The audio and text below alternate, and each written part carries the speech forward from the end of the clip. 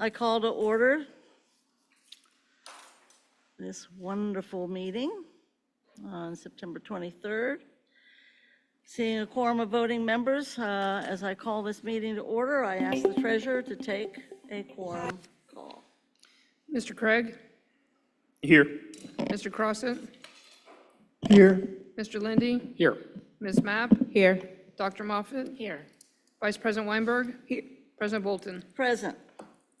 Interim Superintendent Murphy, would you please introduce our students virtually from Evanston Academy, who will be leading us in the Pledge of Allegiance? Well, there this you evening. have it. Thank you to Principal Brittany Tudor and the students from Evanston Academy with today's Pledge of Allegiance. Please rise. I pledge allegiance to the flag of the United States of America and to the republic for which it stands, one nation, under God, indivisible, with liberty and justice for all. Outstanding. Absolutely outstanding. Treasurer Wagner, would you please call the attendance roll? I thought I just did. Did the quorum count as that? Thank you, okay. I use the word quorum, does it count twice or is it the same thing? Vice President Weinberg, if you would please explain how people might participate virtually at home. Yes, thank you, President Bolton. Members of the public who are online and wish to speak during our hearing of the public may do so by clicking the chat button now. The chat feature will be open for your request for 5 minutes. And if you would like a direct response to your questions, please make sure to share your name, your affiliation to the district, your school community, your topic, and also your contact information. Thank you. The chair will now entertain a motion and a second to approve the September 23rd business meeting agenda. Do I have a motion? So moved. Is there a second? Second. Thank you, Mr. Crossett. Treasurer Wagner, would you call the voting roll, please? Mr. Craig? Yes. Mr. Crossett? Yes. Mr. Lindy? Yes. Ms. Mapp? Yes. Dr. Moffitt? Yes. Vice President Weinberg? Yes. President Bolton? Yes. Thank you, everyone. Tonight's agenda is approved as posted. And now we'll turn to our Policy and Equity Committee Chair, Mr. Lindy, who will provide us an update regarding an important and rather historic policy issue before us that will require a vote after the presentation and discussion. Chair Lindy. Thank you, Ms. Bolton, and bear with me as I grab my Sure. notes here for 1 second. Yeah, so this is the second business meeting where we've brought the artificial intelligence policy to the board. I remain grateful to the administrative team who conducted, I think, an inclusive and thoughtful process to gather input from a number of different sources and continue to think this is an important policy for our district to have in place.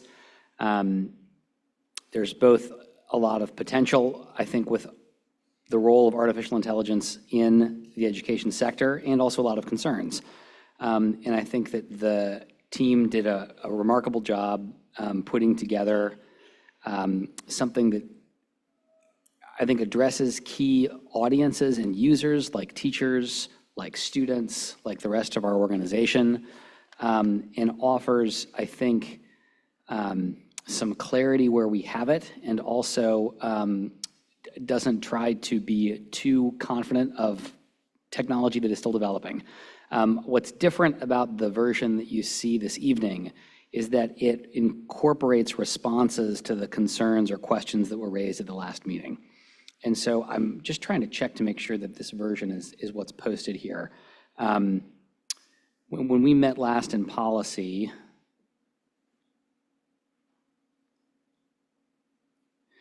yeah, I think that if you look at, and I'll ask General Counsel's office if I have this wrong, please let me know, or Jeremy, if I have this wrong, please let me know.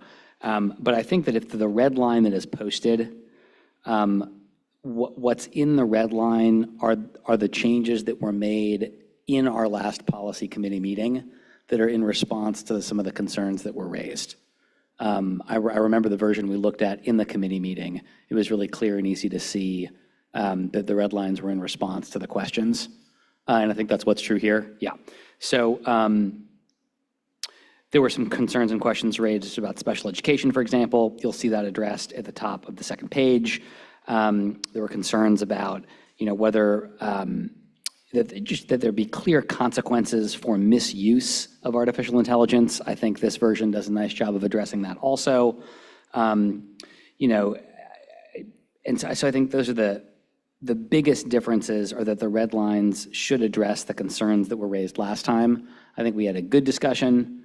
I'm certainly in favor of voting for this tonight. I believe that my committee members were as well, but also invite Mr. Crossett or Ms. Mapp if there's anything you want to add. Nothing to add. All right. So, Mr. Same, I agree, you covered everything. Okay, so this is not the same policy as last time. It's that plus some additional addressing of questions that were raised in the last meeting. Well, I appreciate you bringing it back with those additions by virtue of the discussion that the board had in public, both in policy committee and also the board in general. Mr. Lindy, are you presenting this as a resolution for passage? I am, and I'll just say I could talk more about why I think this is so important, but think there you is a should. kickoff tonight at 8:30 p.m. for the Bengals, and I'm going to do my part to get all of us out of here by 8:30 p.m., and I invite others to join me. And So, that's why I'd love you to speak more about it, since you were the last person that reminded me about a kickoff at 8:30. So I'd say, yeah, you want to talk some more, Mr. I Lindy? propose this resolution for adoption. Okay. Does the chair hear a second? Second? Okay, we have dueling seconds. Treasurer got at least one of those. Is there any further discussion or question? If not, would you please call the roll? Treasurer Wagner. Mr. Craig? Oh, I'm sorry. I didn't see that hand go up. I just wanted to make one quick point, and that is that I think for folks who don't, were misinterpreting last time we brought this up, this is about the use of AI and not the district creating an AI tool.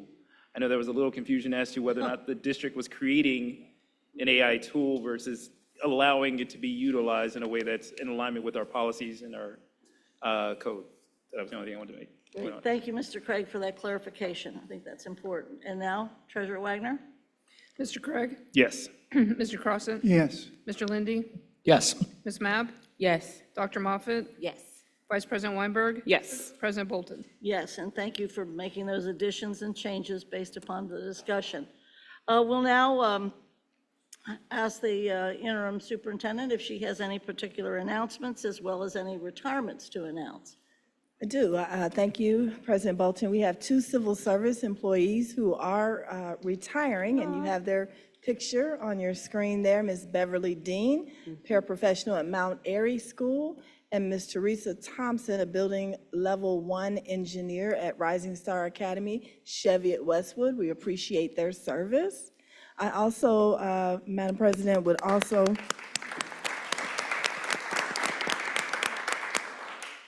just want to make note of the loss of Mr. Greg Baker from our facilities team who passed. He was an alarm installer and a repairman for us. Thank you for sharing that. Moving on to Kudos, is that right? Yes. Kudos and a few announcements I'd love to share with you. The first Kudos, the Dr. Odell Owens Center for Learning, we had the dedication and ribbon cutting Thursday, September the 12th, and we really appreciate our communications team, student dining, facilities, Principal Nicole Isaacs, her staff, and student body as well. And thank you to the board members who were able to support either by being present or sending well wishes. Clark alumni, we have a student from Clark, a graduate, a girls basketball player at Transylvania University. Deja Thornton has signed to play basketball in Albania for the 24-25 season. Congratulations to her. And Sands Montessori, we want to congratulate them and ask if you're interested in voting for them. by September 30th. They've been nominated for Cincinnati Family Magazine's Favorite Montessori School for 2024. Rothenberg Academy teacher, Ms. Tanya Howard, she received Local 12's Educator of the Week Award. Congratulations to Tanya Howard. And that concludes my kudos for today. Thank you. Do board members have any kudos, presentations, acknowledgements, special things they'd like to share? Vice President.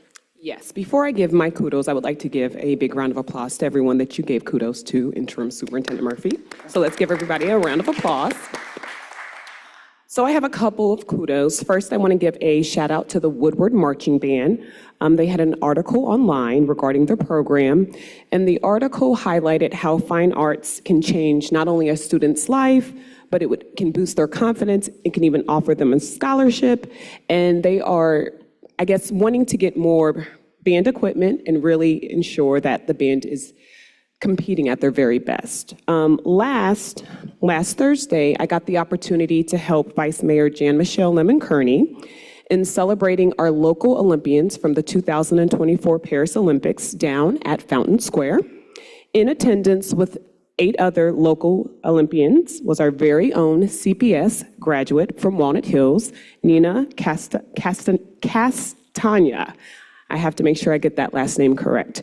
It was such a great pleasure getting an opportunity to meet her in person and to hear her talk about her CPS experience, and she was very thankful for the opportunity. And that's all I have. Thank you. Do other board members have kudos, questions, comments, things to share regarding the district? Mr. Craig. I just want to send a friendly reminder that the RFP for the treasurer's search firm is still up. It closes on the 30th, so you have plenty of time still to put in your bid. Thank you. Yes, Dr. Moffitt. On my way in to Budget Friday, there is apparently a celebration for Happy Paraprofessionals Week. So, Happy Paraprofessionals Week to all of our paraprofessionals within our district. You all do a heck of a job. So I wanted to say congratulations and thank you. Thank you, Dr. Moffitt. I personally want to thank the folks at the Winton Hills Academy for hosting me, a retired social studies teacher that I am. This was Egyptian Day, and we're studying the great ancient world. And before you have a number of pictures of fantastic costuming, fantastic presentations, and learning stations throughout. And I was glad to then spend an extra amount of time because they were also at Winton Hills. They were doing health checks, they were serving food, and of course, most importantly, they were learning about social studies. So I have some interest in that. And I really appreciated the teacher, Julie Delaclave, and also, of course, Principal Fulton, Ben Fulton. Thank you for hosting me and inviting me in the first place, and they did a great job. All right, Madam Vice President, the chair is yours. The chair is mine. We are now at our item on our agenda for hearing of the public. Each speaker will have 2 minutes and will address all comments to the presiding officer. If you are online, once a request to speak has been granted, you will be invited to enter. You should click on the camera icon to go interactive, provide your name, your affiliation to the district, your school community, your topic, and your contact information if you would like a response to any questions that you might have. This request is consistent with board protocol, and we appreciate your help. In the unusual event that someone is not willing to follow this protocol, we reserve the right to end that person's time. Again, each person will have 2 minutes to speak. When the timer goes off, your time is up, and please refrain from discussing any personnel items. After speaking, if you're online, you will briefly see the welcome screen again as you transition back to the live stream meeting.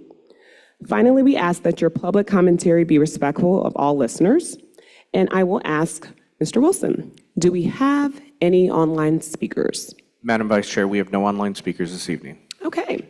I think that we have two in-person speakers for right now before I will then go into introducing our special guest.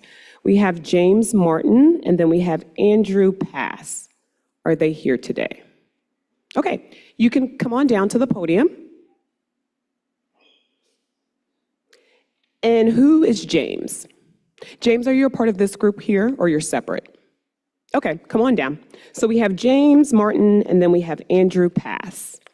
After those two speakers, we will then have a special guest, or guest, should I say, lots of guests, from the Cincinnati Police Department. And I will have Chief Thigi come down with your guest, and you can introduce.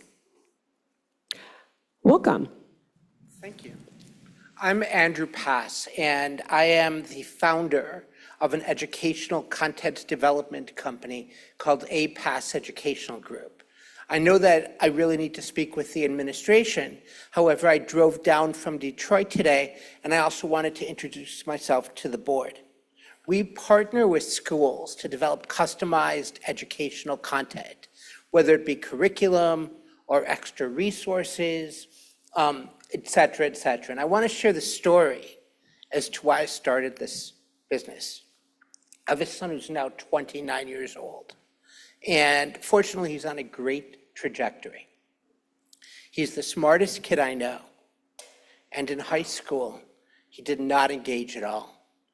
Dropped out of high school, got into drugs, and his life was in the balance far more times than I would care to think about. And he's been to more funerals than anyone his age should possibly go to. And when he was in high school, I said, if he was only 10 years younger, the curriculum would be so much more engaging. And it's now been more than 10 years. And we still have Michaels all over the place, unfortunately. And it's my dream to change the school systems by creating far more engaging content with the assistance of and collaboration of the teachers who work at the schools and the administration that leads the schools. So I know that I need to have this conversation with the administration, but I also wanted to introduce myself to you because I know that you also recognize the urgency of it, or you wouldn't be sitting here. So thank you very much. Thank you so much. Our next speaker. My name is James Martin.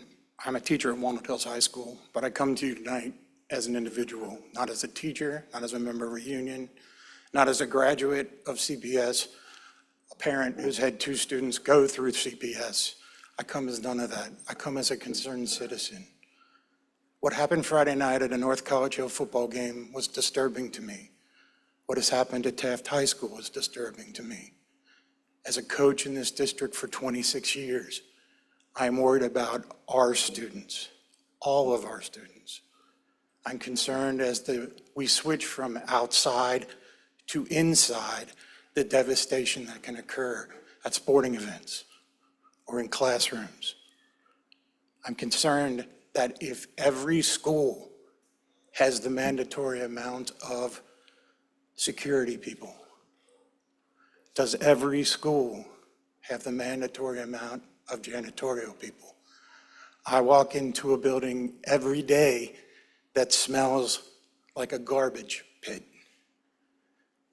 Not on 1 floor, but on 3. I also am concerned about teachers, my fellow colleagues, who are put in positions with little support and asked to succeed. Without support, there is no success. As we approach the time of the year where we move inside and the weather gets colder, I'm just very fearful that the violence that is going on outside will continue inside. And we'll have more issues in the district and more issues in the students. And I did write the mayor yesterday. I wrote 3 state representatives, a state senator and a United States congressman, with my same concerns. I only want to open a conversation. Thank you. Thank you so much. We will now have our special guest from the Cincinnati Police Department. You can make your way down. There are several seats, and of course, the podium is all yours when you're ready.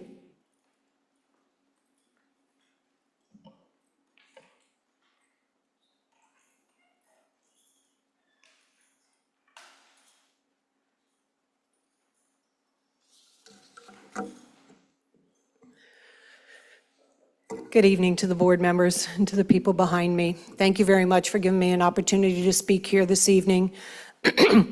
I have a few members of the Cincinnati Police Department along with me. I'll introduce them and give them the moment to speak at the end of my conversation. Captain Joe Richardson. Captain Richardson is the commander of our Youth Services section. So that's the area where we have most of our youth engagement. He is also the commander of our school resource officers and all the programs that we do with the youth. Sergeant Anthony Mitchell. Sergeant Mitchell is probably familiar with many of you. Sergeant Mitchell has a huge background in our youth programming for the Cincinnati Police Department.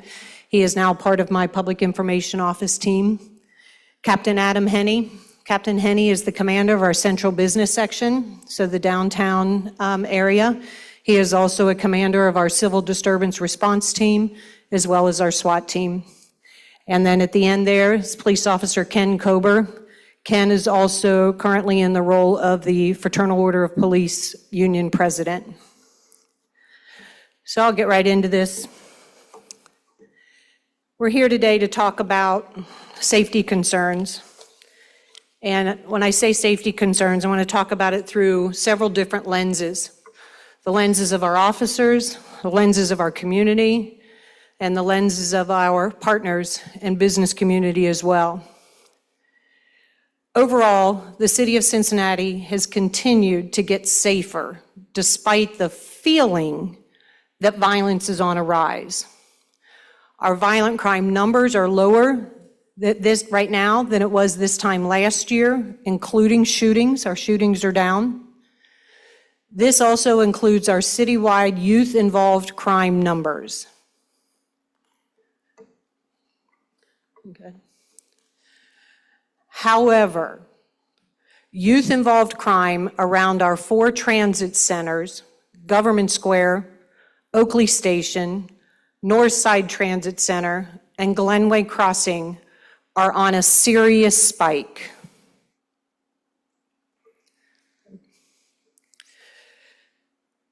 Currently, so here we are, September 23rd of our current calendar year, and we have already surpassed our 2023 numbers for youth-involved criminal incidents in our 4 transit centers. All of 2023, we had 62 incidents. So far this year, we've had 74 incidents, and we know we still have 3 months to go. This is a graph. We are a very data-driven organization. And by that I mean we look at data every single day, many different categories of data. Homicides, felonious assaults, thefts. And unfortunately, in the last approximately 18 months, maybe approaching 2 years now, we've had such an increase in youth-involved incidents and crime that we've started tracking those separately. As you can see here, 2024 data. This is the youth-related calls for service around transit centers. You can see the spike, and we anticipate that spike to continue to grow. What's concerning as well is not just the number of calls, but the sheer volume of youth that are involved in each call. 10 or more students at a time. What this has led to is students fighting in the flow of traffic, which causes traffic to stop, causes other hazards to them and other individuals in the cars and in the roadways. Stores and business owners have reported a higher level of stolen merchandise from students shoplifting. Nearby witnesses have reported overhearing students having conversations about firearms, and at a time, witnessing students carrying firearms on their person. There have been 10 high-profile violent incidents since the start of your school year this year, August 14th. These are incidents where youth and adults have gotten badly injured, which had the potential for multiple injuries or death, and have caused fear and panic among the public. On average, these incidents, each one of these, requires approximately 20 officers, ranging from school resource officers, our beat patrol officers, SWAT, CDRT, and I know I'm using some acronyms here that you may not be familiar with, but these are all sworn personnel, our CJIC, as well as our investigators. Here's a timeline for you, just since the first day of Cincinnati Public School on August 14th to today. These are the incidents that we're dealing with, we being the police, are dealing with every day involving Cincinnati Public School students. I won't read each one of these for you, but you can see they range from shootings to fights. A call that is most critical to us in nature when we hear it come across the radio, an officer needs assistance. That means send everybody you got, I'm having problems. And these are going everywhere from Oakley Transit Center, Government Square, Taft High School, shooting in front of Taft High School, business owners, even so far as we went as far out as Green Township to assist with the Dent Schoolhouse incident. Now, that may not be in the city limits, but we have information Cincinnati Public School students were involved in that as well. We had incidents on Fountain Square.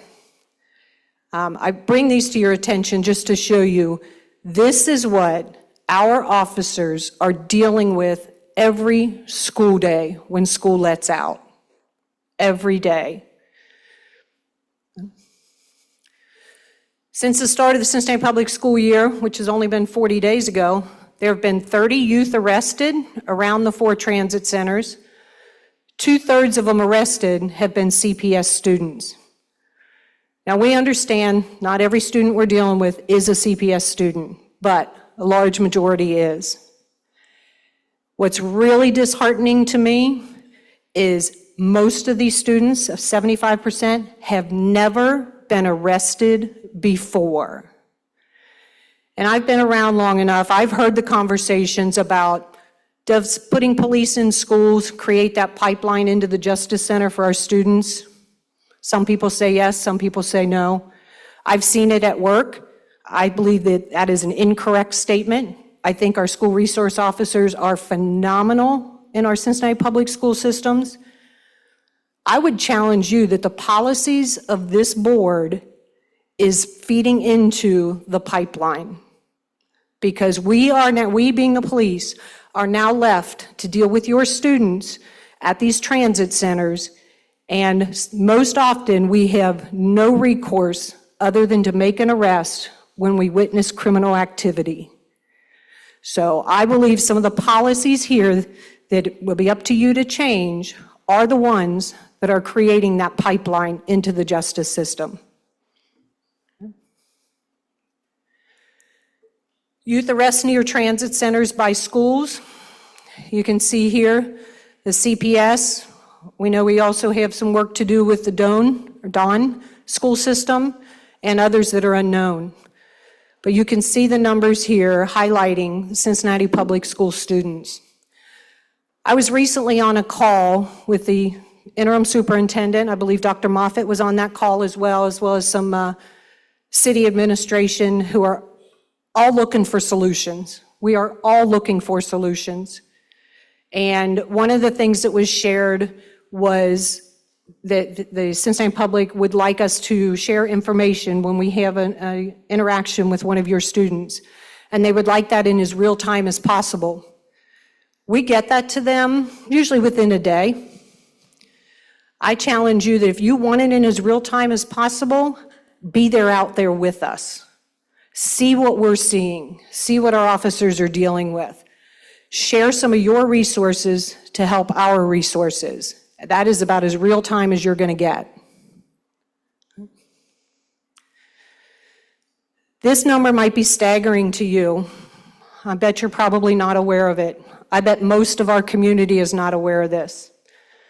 Since January, actually February of 2024, because it was in January where we really started seeing a growing concern down at Government Square. Since February of '24, when the conversation started that we have to do something about the violence at Government Square, the onus was put on the police department to solve the problem. The answer cannot be throw more cops at the problem to fix it. However, right now, that's the only solution that we have. So from January to May, the remainder of your last school year, and August and September of this school year, I have spent $418,000 in police overtime just at the transit centers.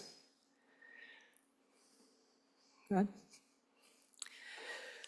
A couple of comments I would like to make before I turn the microphone over to others.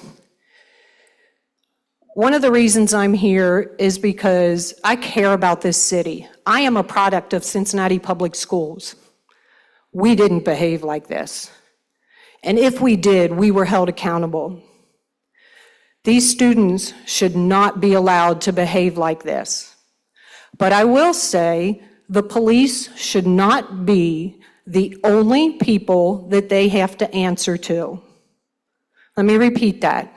The police should not be the only people that Cincinnati Public School students have to answer to when they are misbehaving. I can't make that any more clear. Our officers are out there every day, above and beyond their 40 hours a week. And let me stress to you, 30 plus years of experience in this line of work. If we don't do something different, let me tell you how it's going to end. We are going to have a critical incident at a transit center, at a school, at a football game, or somewhere else where one of our highly skilled, well-trained Cincinnati police officers encounters a 12, 13, 14, or 15-year-old CPS student with a firearm. And most likely, that is going to end with either an officer having to decide to be shot or to shoot them. Every action that my Cincinnati police officers do is criticized. It is on video, audio, and when that incident happens, we are going to be the ones who are critiqued in the media, in the public, and everywhere else. The student won't be. You all won't be. I will be. I will be answering every question that is peppered at me. We can no longer have that. You, as the board members, as the leaders of this school system, need to step up, make some policy changes, afford us some of your resources to be out there with us. There is one other individual that I cannot walk away from this microphone without acknowledging. Mrs. Iris Rowley is the consultant to the city for the collaborative agreement. Since February, Ms. Rowley has been out at Government Square with a few other dedicated community members to be a buffer between the youth and the police. Not because she thinks the police can't handle it, but because she thinks the youth deserve an opportunity before the police get involved. That's what I'm asking you to do. Find a way to give these kids some opportunities that do not involve the police getting involved in an arrest type situation. So I will leave you with that.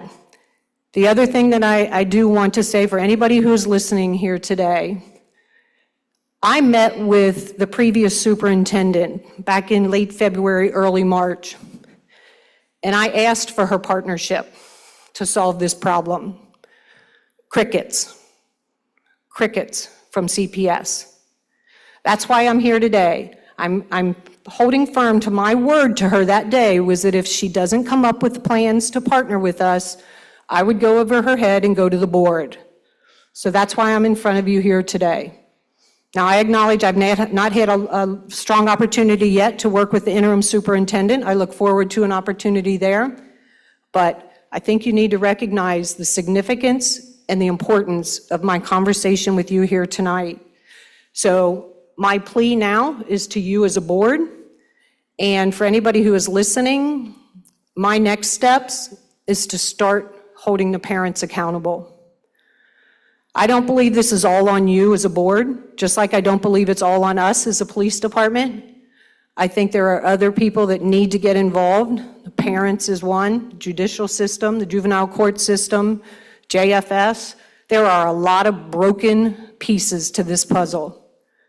So with that, I will leave you, and I will turn it over to Captain Richardson.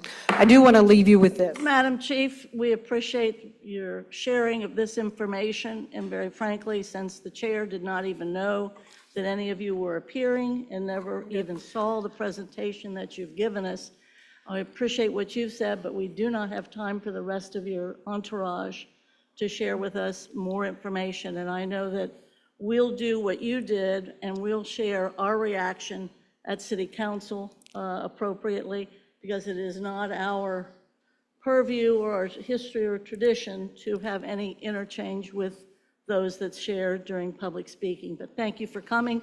Thank you all, gentlemen, as well. I'm sorry we didn't get to hear from you, but I'm sure we're going to be hearing more and more as we go. And I'm sure that the press that is here has been asked by you all to be here on our dime and our time. So thank you very much, and appreciate your work and value what you do. Thank you. Thank you.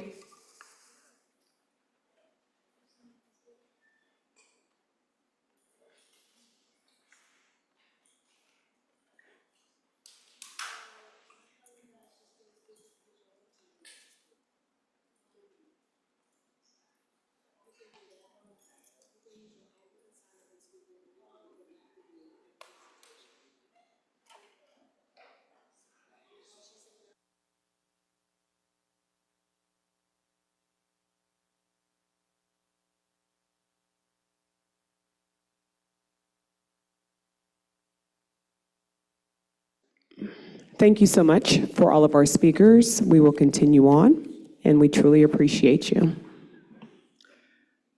Madam Interim Superintendent, would you please start to introduce for us our presentations for the evening? Absolutely. I'm very happy to introduce Ms. Kathy Spellman, who will be providing our first presentation. Ms. Spellman is our Director of Research and Evaluation, and she'll be sharing with us our most recent Ohio Department of Education and Workforce Report Card. Good evening. Thank you, President Bolton, Vice President Weinberg, Superintendent Murphy, Treasurer Wagner, and board members. Thank you for this opportunity to share some very exciting information that was released a couple weeks ago. Our ODEW State Report Card for the 23-24 school year.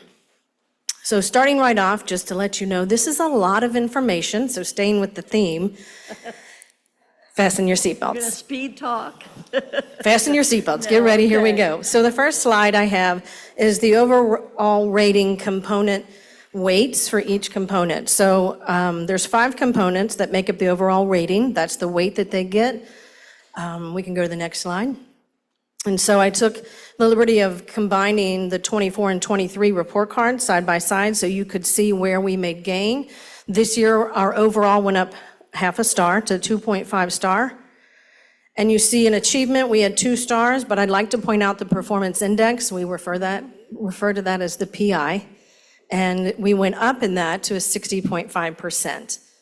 And that plays in part on the next slide, so give me just a moment. Oops, sorry, Rob. You're so good.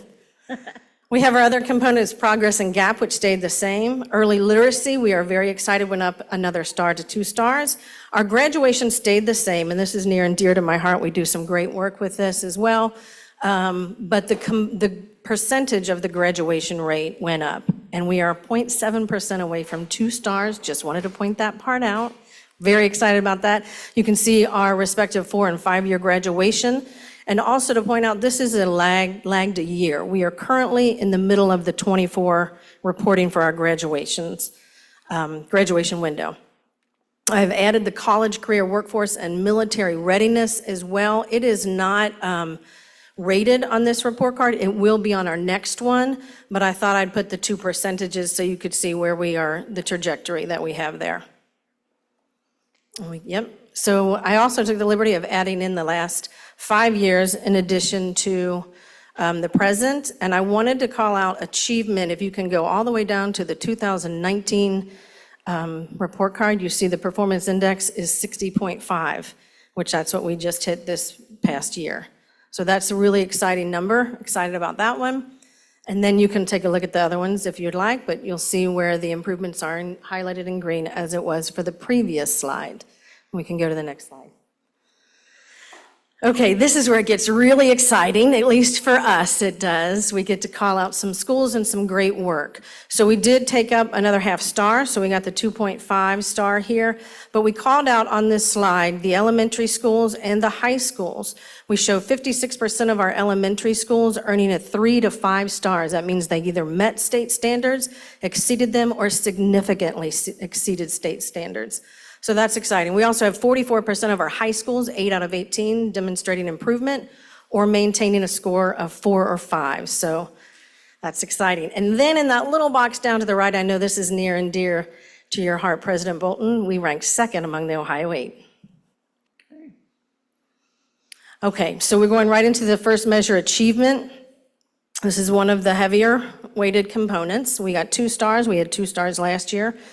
And what I have here on this slide, this is our test scores, the percent proficient. And our PI is made up of all of the scores. However, this just shows in 13 of the 20 tested areas, we showed growth. So 65% of those areas we showed growth. Now, our next 3 bullet points on this slide, we have our district tiered support for elementary and high schools. 100% of those schools, 11 out of 11, we demonstrated improvement. And 6 out of 11 for the high schools, 54.5. We also show the 62.5% showed growth in our state support schools. And then here we are, the urban 8, we ranked number 1. We held that same as last year. Progress. So progress is the only component that it does not have a weighted measure. The number of stars equals the number of points you get to go towards that overall calculation. So here we have, this is measuring academic performance of students compared to the expected growth on the OSTs, or Ohio State has, OSTs and EOCs.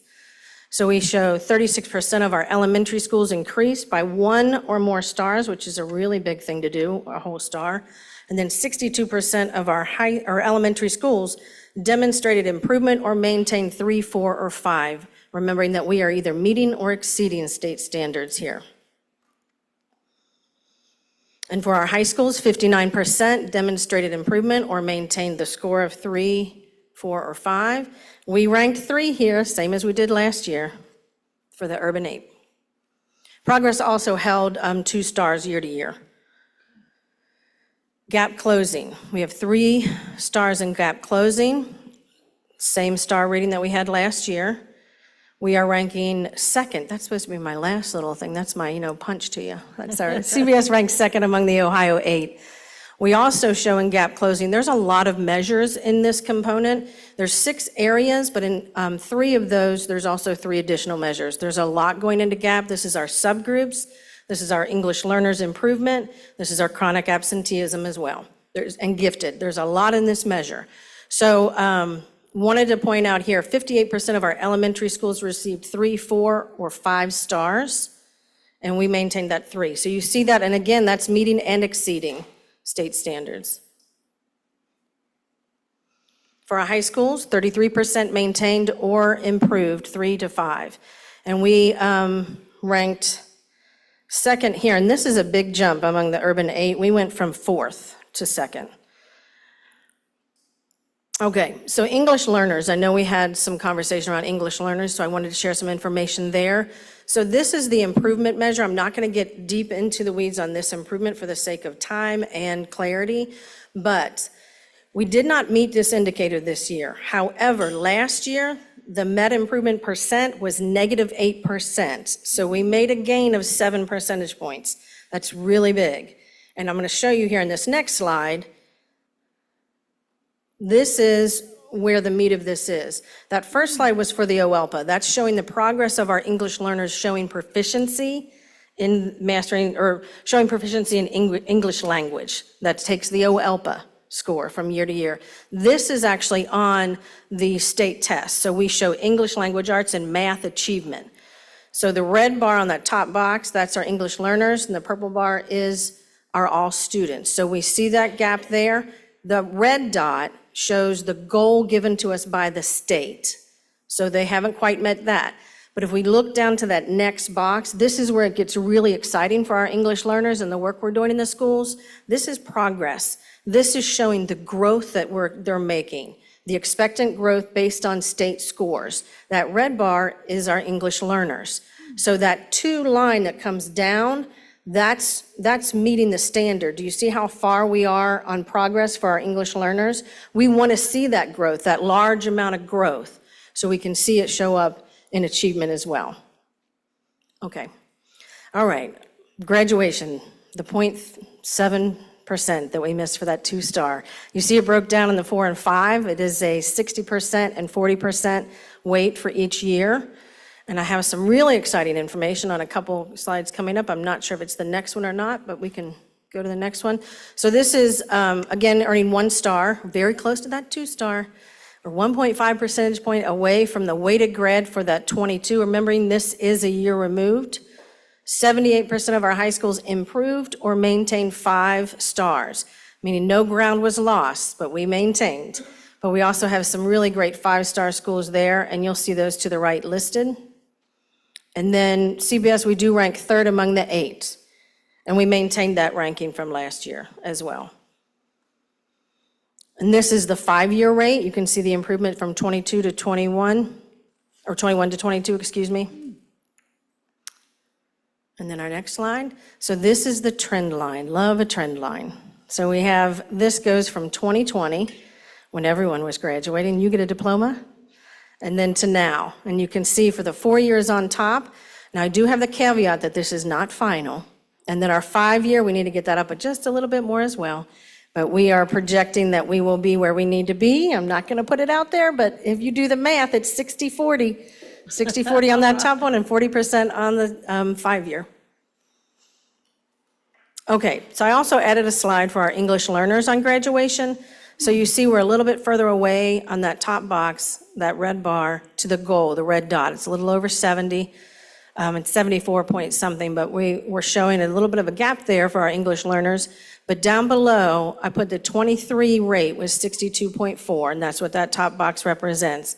But currently, for that 24, we are showing 68.1, so we're moving there. Early literacy. This is our component based on 3 measures. We have proficiency in 3rd grade.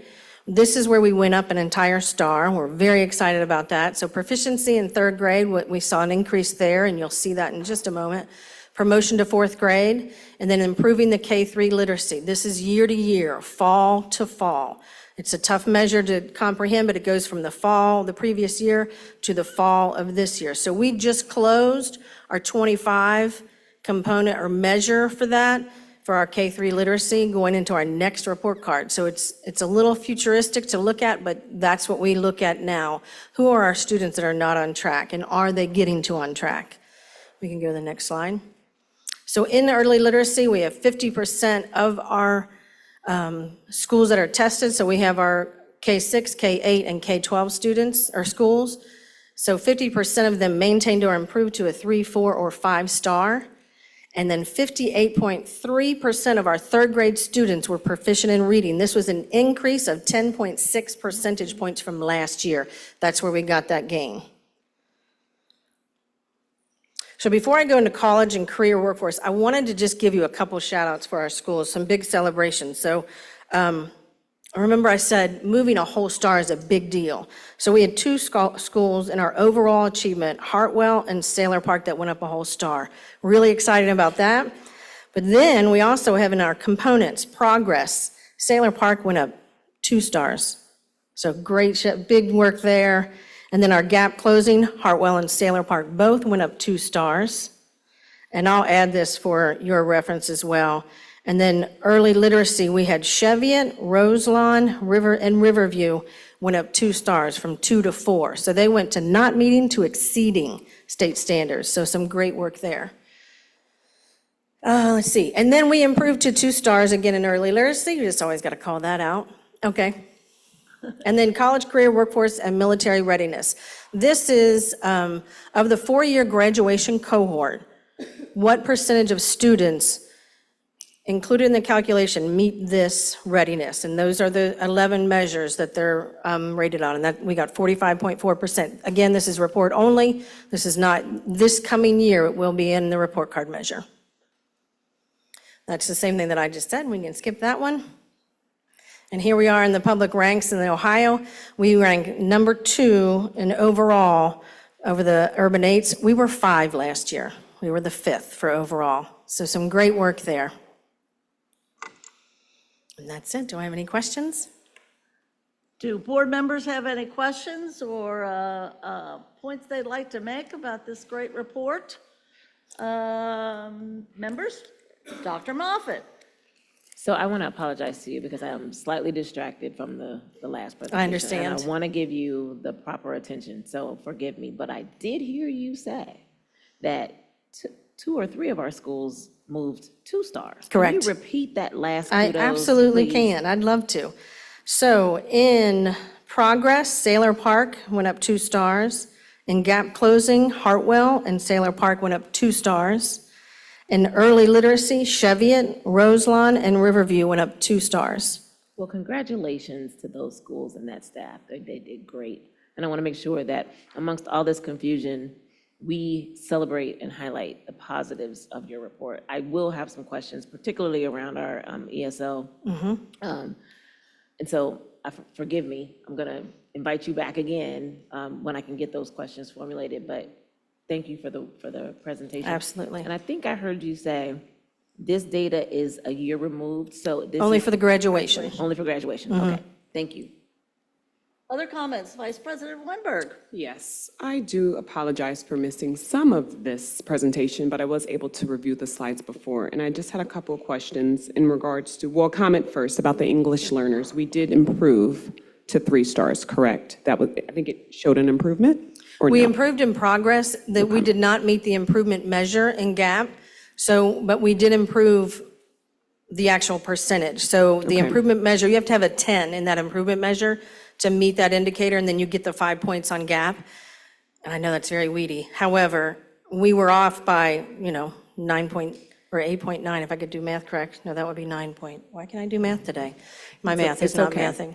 So we'd have to have 10%. But last year, we were -8 and change. So we did improve significantly, just not enough to meet the measure yet. And that's in OELPA. That's showing English language progress or proficiency, English language proficiency Okay. from year to year. And then my other 2 questions, what's being done for the schools who are below the 3 stars? So like your schools that are 1 and 2 star, what's the plan? And then what is the district's plan to improve the college, career, workforce, and military readiness? I would love to answer that, but I'm the data lady, so I don't have those answers. We can I just pass give the it on. numbers. But we do have the entire list of all of the schools, the progression of what they went all the way back to 2019 and where they are. Okay, so I would assume, I'd be happy to Interim answer Superintendent, that. can you Thank answer those for Absolutely. me? So a few things. First of all, we do have schools grouped somewhat according to their progress. The grouping took place prior to the report card coming out, but our projections are pretty much on point, and so we are having those conversations by particular cohorts of students and schools. Secondly, we are looking at the tiered interventions. The students who participated in, you heard a presentation last week, and they did really, really well. All of the elementary schools did a lot better who participated in some groupings that looked at those individual students and their data, not only around academics, but also their behaviors, their attendance, working together. At the high school level, we're taking a really huge deep dive into algebra in particular, because we find that a lot of students get tripped up as ninth graders, and especially with algebra. So we have implemented STEM coaches to go out to those schools, work with those teachers, work with those students, in addition to really looking at our professional development and what is being offered to teachers in terms to expand their repertoire. Thank you. And I assume we will probably follow up a little bit more regarding this conversation. Thank you so much. Mr. Crossett?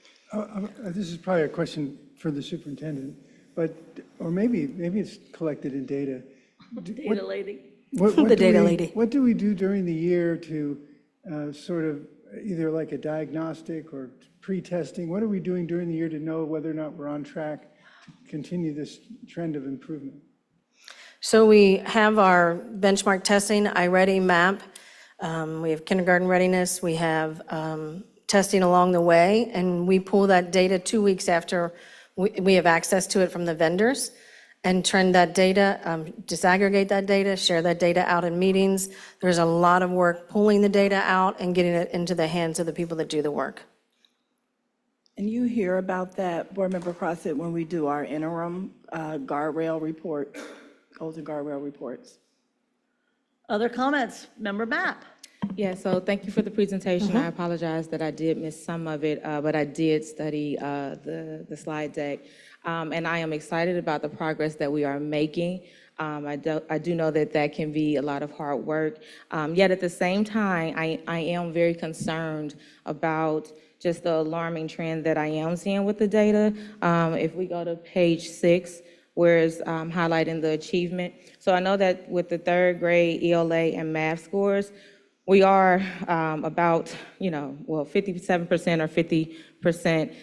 But I'm seeing a regression in terms of the trend as they move up within the grade bands, especially as it pertains to, matriculating into high school. So that seems very alarming to me. And so I'm wondering, what are we doing to address the regression, not so much from a response type of level, so maybe a response level, but also to be proactive. I know that we've had campaigns around chronic absenteeism. I know that we've had campaigns around making sure that we're getting crossing guards. But I'm wondering if we have some type of campaign to really advocate for achievement. And I might be getting into the weeds of things, right? But I think it's really important that our students really understand what they are working towards. And I don't know if we've had an opportunity to really embed that within our culture of academics. So to recognize what they're being assessed on, to identify, what their strengths are, what their areas of improvement are, and making sure that they know what they're striving for. So as you talked about data, our students knowing and owning their data so that they can see the progression. I know that in some schools, I think it was Covedale maybe, but I think they had like MyPath to track where they were doing academically with math or reading. So those are some of the things that I'm interested about, because this is, to me, very alarming, because it's reflecting that there's a lack of continuity. And so my other question around this, or comment maybe, is how are we working with our teachers across the grade bands? Are we talking about the expectation in terms of standards? So if I'm in, 6th grade, are we ensuring that there's that level of rigor that's occurring, as well as remediation that may need to occur, and that the teachers across the grade bands are having the conversations to say, this is what the students are going to be expected to know. Let's work collaboratively on these things. So I'm just really curious about what the plans are in terms of, yes, the response, but also what are we doing proactively and making sure that that is something that's maintained throughout the academic experience, so that we can see the achievement occurring maybe at a more progressive rate. Right, and I agree. One of the things for our department in accountability and testing is, one, getting to know the rules at the school level and sharing that, breaking down what the report card means and what fuels that. And then behind that, how do the students own their own data? So it's starting in the schools and giving them that piece. So we are big proponents of getting the data into the hands of the people and also into the hands of the student, and using the tools and resources that we have in our schools so that we can own the work at the student level. So, just from my point, and in the testing side and the accountability is understanding the rules and what we're being measured on is a big piece of that. So that would be the end to what I could speak to. I'd turn it over to I Superintendent. think that's wonderful, Kathy. Board Member Mapp, I would just add that our current structures really don't speak to the opportunity to address what you just shared in terms of grade bands speaking to each other. So for the most part, with the exception of our few K-8 buildings, the 7th grade teachers are not necessarily talking to the 6th grade teachers because they're not in the same community. However, plans and moving forward, it is something we'd like to talk to you about at the time where we can talk to you about phase 2 of the growth plan. I think that would be somewhat helpful. The other piece I would share to your initial comments about how do the kids know what they're working towards, a lot of schools and teachers do data meetings, data conversations, have data folders where they do talk to the kids about setting goals and working towards progress for those goals. And I do know that we've done, I think, a better job with principals doing deep dives with their data conversations and making sure they understand all of these rules, what the measures mean, and how to get to what their particular goals are for their school. We'll continue that work. Okay, thank you. I would definitely, this is just my own personal perspective, would like to hopefully see that enacted even before phase 2 is presented, because I think it's definitely an opportunity, especially if they're in the same buildings or you all are having professional developments, there's opportunity there to collaborate, because again, that the trend is very concerning. And so that would just be my comment about it, but thank you. Mr. Craig? So an effort to be really short, because I want to follow Board Member Lindy's model here of getting us out on time for the 8:30 kickoff, at least so I can hear it in the car.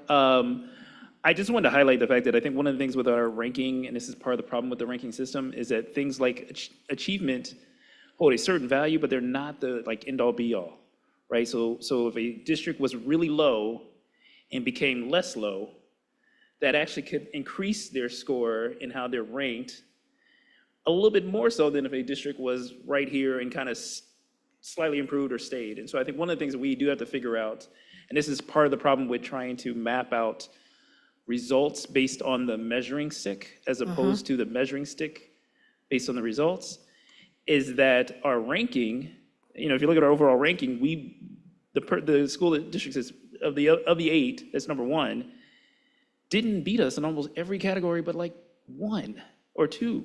And it tells us that means that is so highly valued in how they got to their score. And that 1 or 2 is not connected to achievement. Correct. It's not It's connected to ranking what us against students the know other or should urbans. know. And that's what I really want to stress, is that what we will ultimately need to be focused on, and what we always should be focused on, is improving what students know and should know. And the rest of it, I feel like we will find that meeting the numbers that it needs to meet.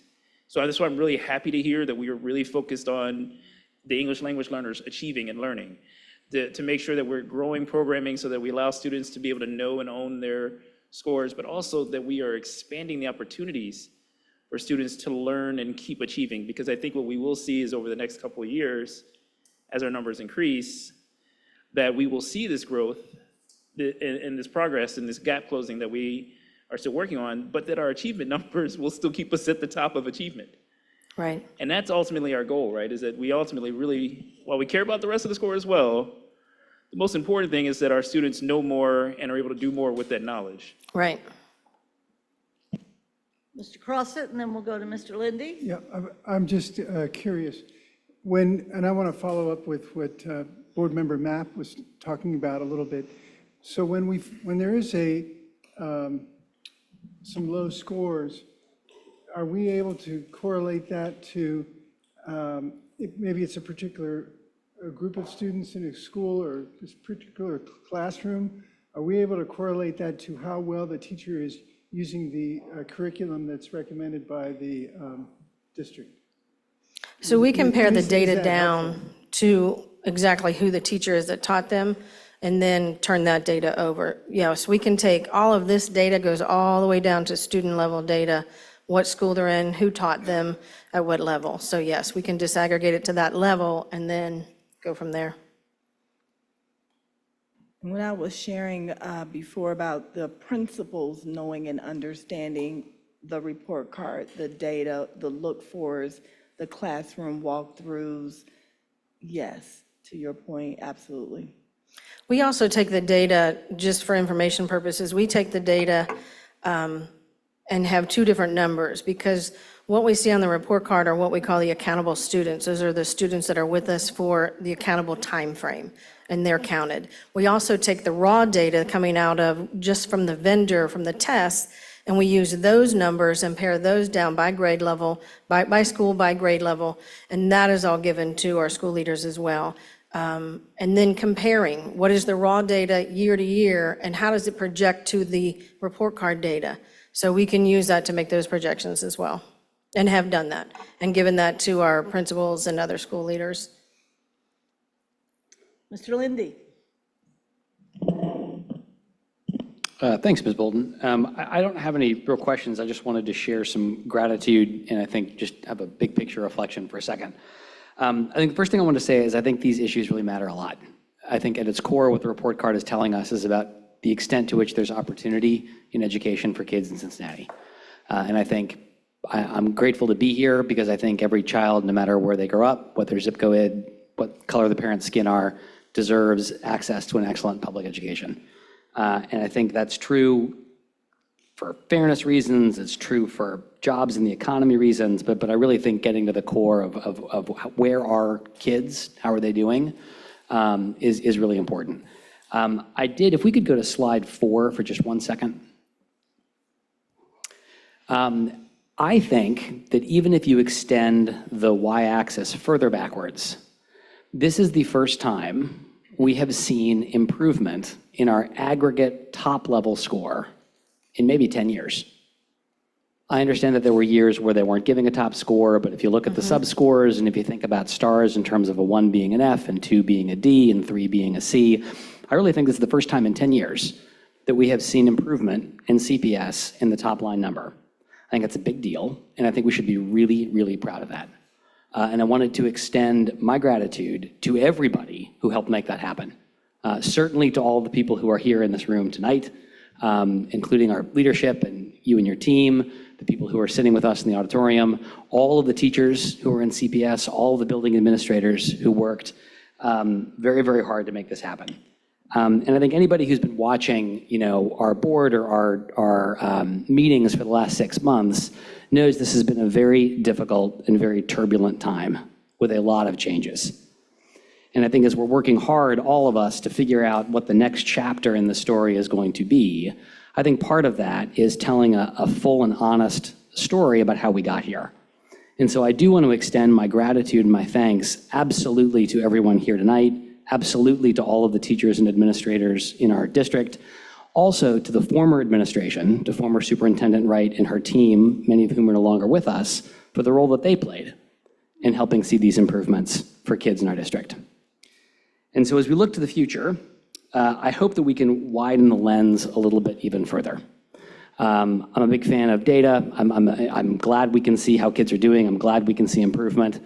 I think the next step for us is just to continue to raise the bar higher for children. There are some wonderful tools out of a collaboration from Stanford University that it lets you look at how kids across different school systems in different states are doing. If you do that and you look at CPS, you'll see that we're doing a lot better than some districts.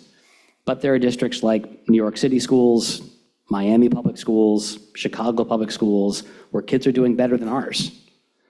I don't think you can say that our kids have more challenges than the kids growing up in those cities. And I'm saying that not out of blame or judgment or anything, just that we can continue to set our sights even higher for what we do with kids.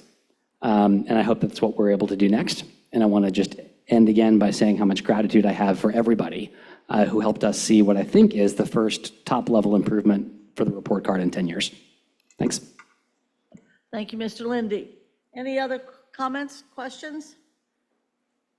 Thank you very much. Thank you. Appreciate it. Superintendent, our next presentation?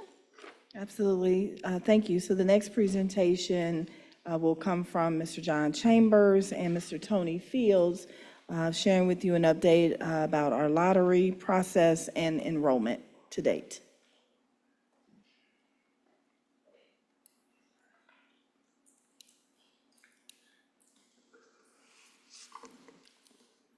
Good evening, Board Good President evening. Bolton, Vice President Weinberg, Superintendent Murphy, and the board, and Treasurer Wagner. Our first presentation that we have is an enrollment update and an enrollment history. In the school year 24-25, non-public and charter data for comparison in this particular presentation will not be available until the ADM count, which is October 15th, when they will take a snapshot of our enrollment. So the data is published by the state, and it'll be published and available later on this year. And no-show data, or no-show students, have not been removed from the CPS enrollment and are included in the following charts and counts. And there are currently 612 students classified as no-show as of September 20th. So this is the CPS enrollment history that dates back to the 2002-2003 school year. And our current enrollment as of September 20th was 34,811, which is slightly down by 106 from last year. And the next slide will show the CPS K-12 market share here in the city. Cincinnati Public Schools currently has 61, or as of the end of last year, 61.9% of the market share, as compared to 21.9% from non-public and 15.7% from charter schools. In our CPS's enrollment change year to year, as you can see, as of right now, we are negative 106 as of September 20th as compared to where we were last year. And one of the things that we've seen in this with this trend is we continue to see a slight decline in the upper grades, and it's like the higher the grade level, the steeper the decline in the enrollment. So that is something that we're looking to address. In the final slide, you'll just see a list of the 10 lowest schools with the lowest capacity utilization, and you'll see the 10 schools with the highest capacity utilization. Bramble is 12.4, up to Chase with 58.0 utilization of space. And with our 10% of the highest, or 10 schools with the highest, we have Carson with 104.3 utilization, to Aiken at 132.4. And if you want to see the all the schools, you can click on the link and find that as well. Any questions? Mr. Crossett, and then Mr. Craig. I don't expect you to have the data today, but I think it might be interesting to collect data on utilization by grade level within a school and by square footage, or classrooms, the number of classrooms or something like that. I think that might be helpful because I would imagine some of these schools are overcrowded in some grade levels and then others they're not, and that might affect how well they can utilize a building. Right. So for whatever that's worth, I think that might be worth, and it's information that would be helpful for a principal, I think. Thank you, Mr. Crossett. Mr. Craig.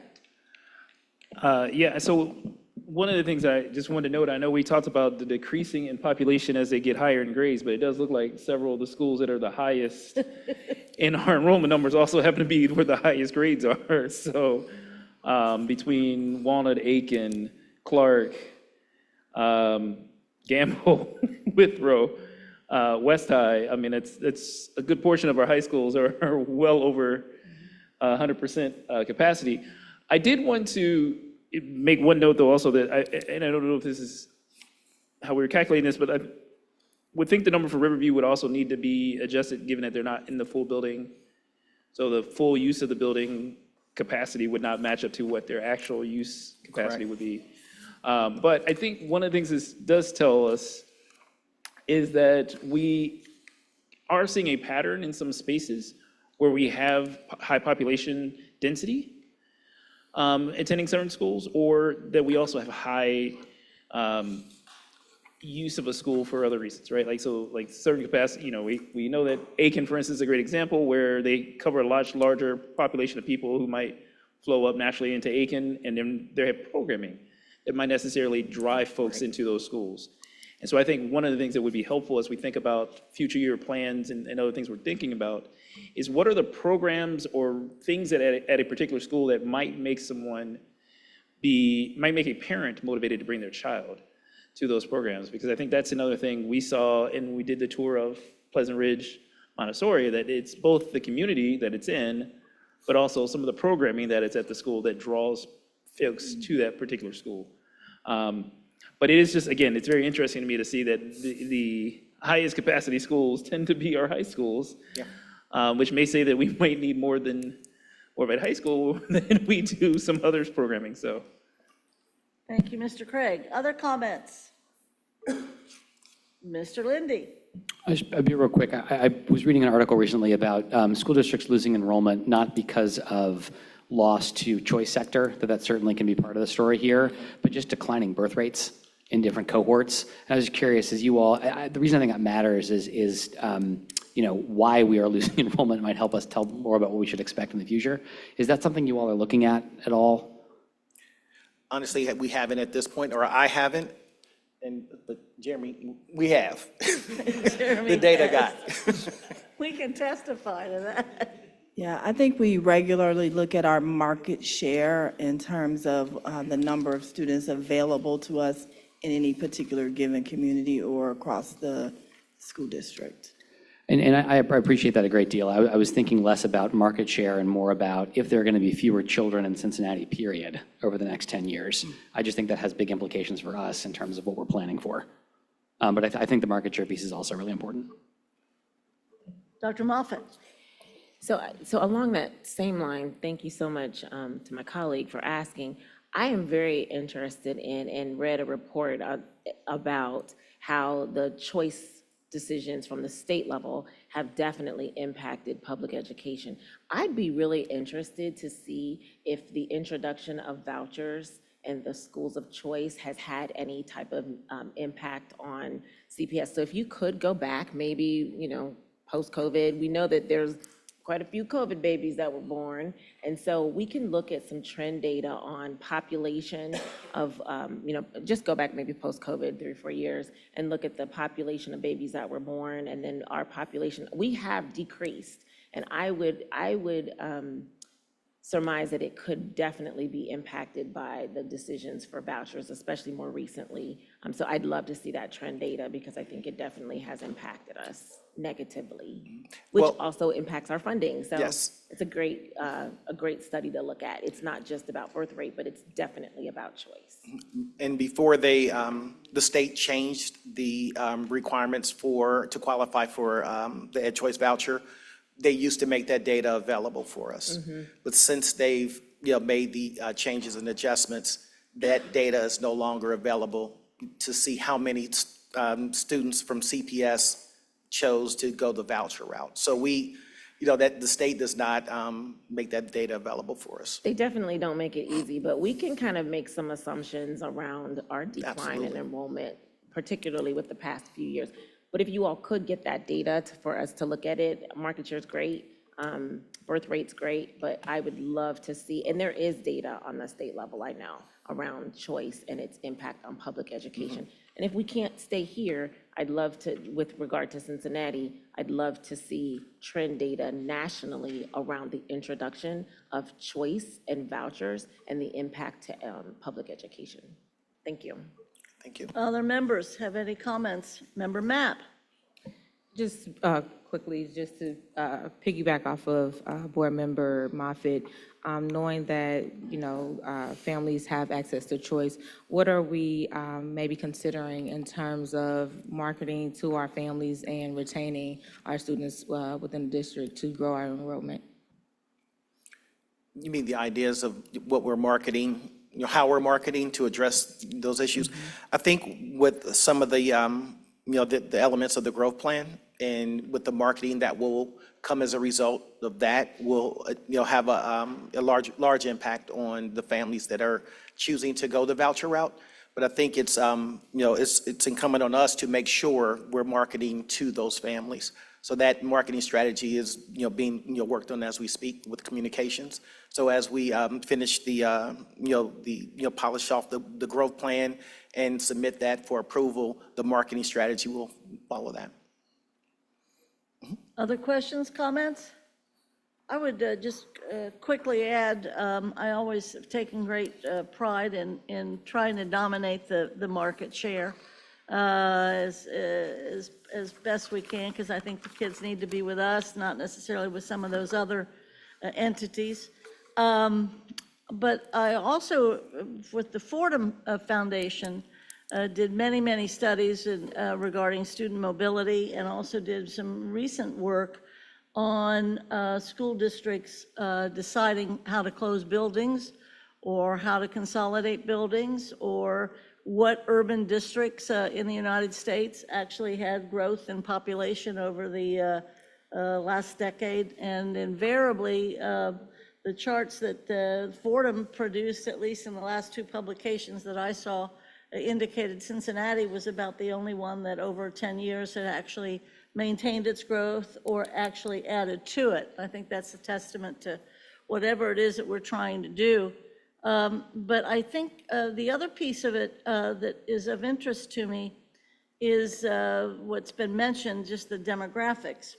And I think it might not be a bad idea for the board and administration to invite maybe some local experts. I know the vice president and I have talked about this, where we have some local experts about birth rate, about the demographic realities. I mean, when the facilities master plan was envisioned 20 years ago, it was not necessarily thought of that there would be such a large immigrant population centering in. The great movement out of this central core was not really envisioned.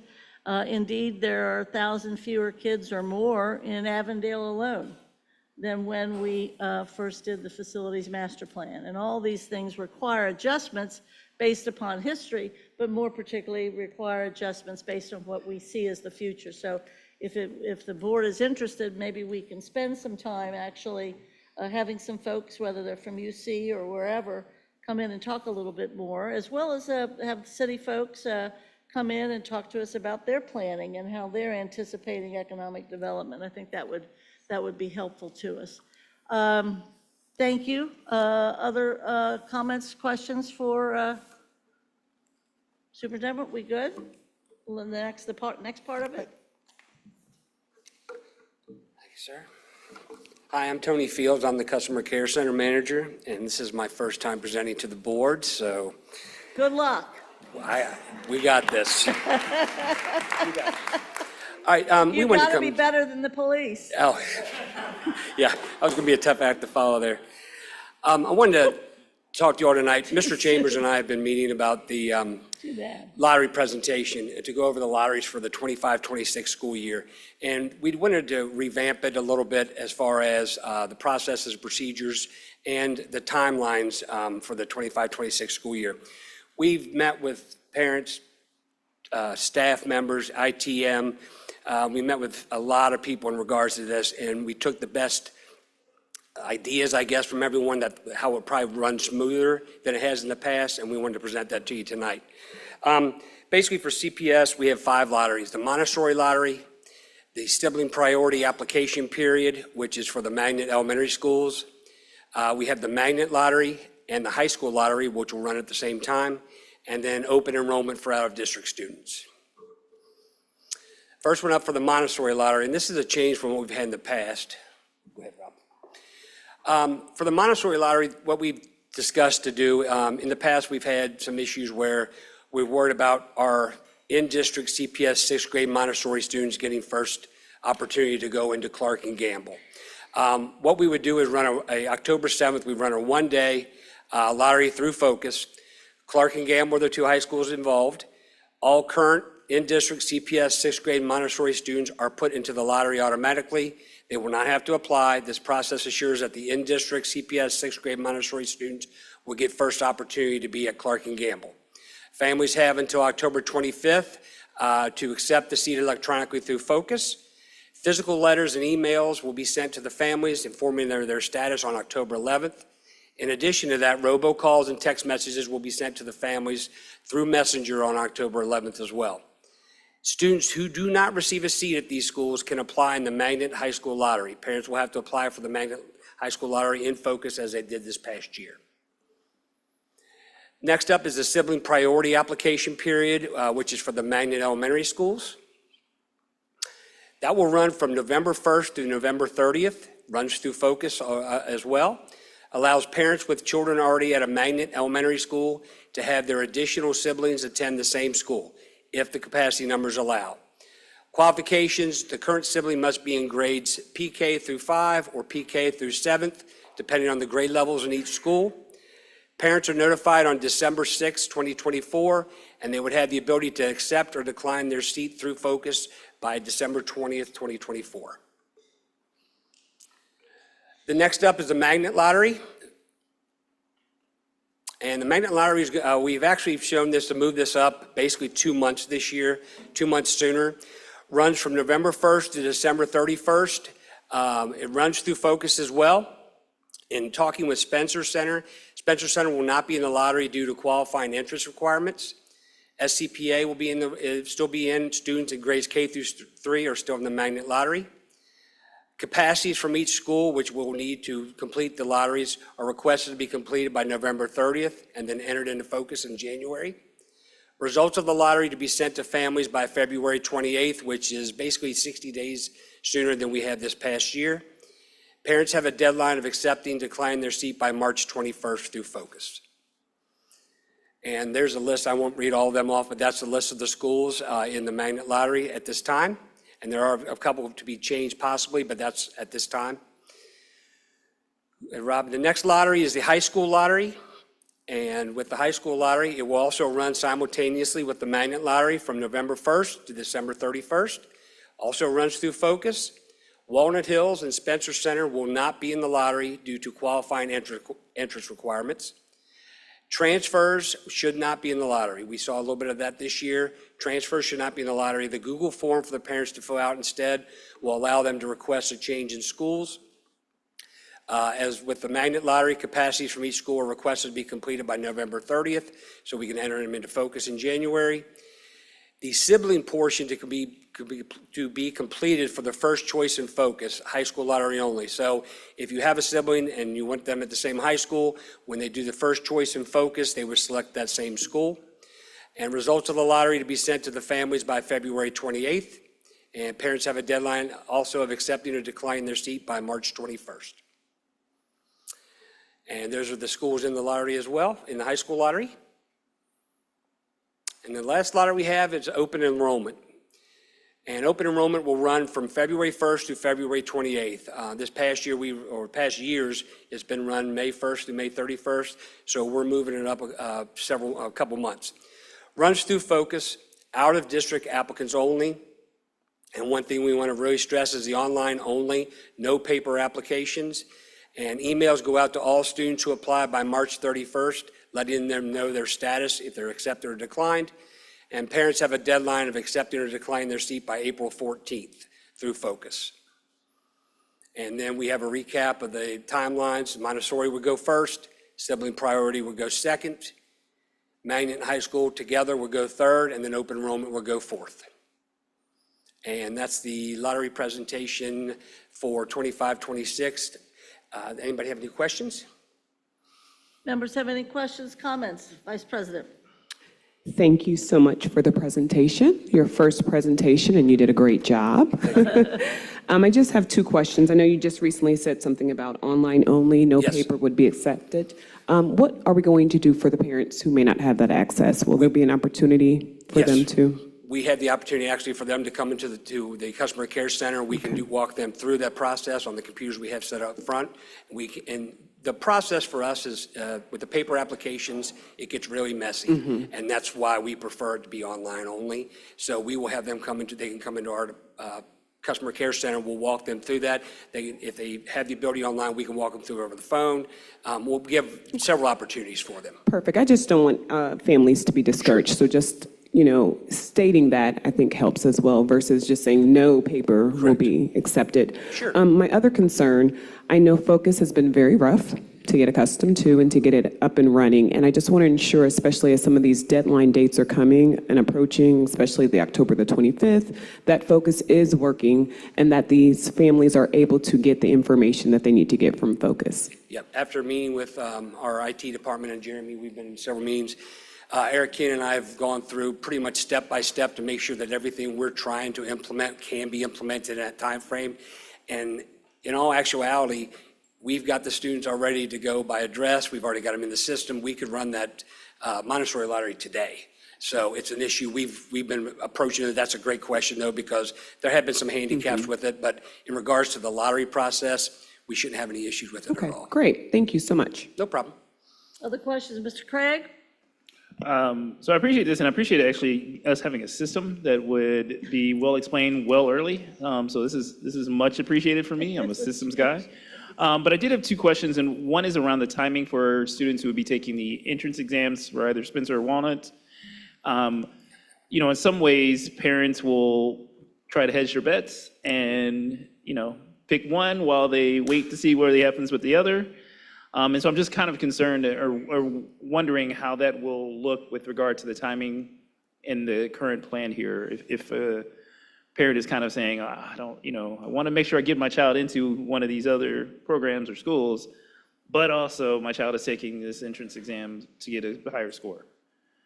Well, well, historically, for example, a parent would be waiting to, hear about a lottery spot at Clark, and they're taking the entrance exam at Spencer or Walnut. In the past, they would have taken the exam and they wouldn't have known about their lottery results way further out, right? So the enrollment periods at Walnut starts in January.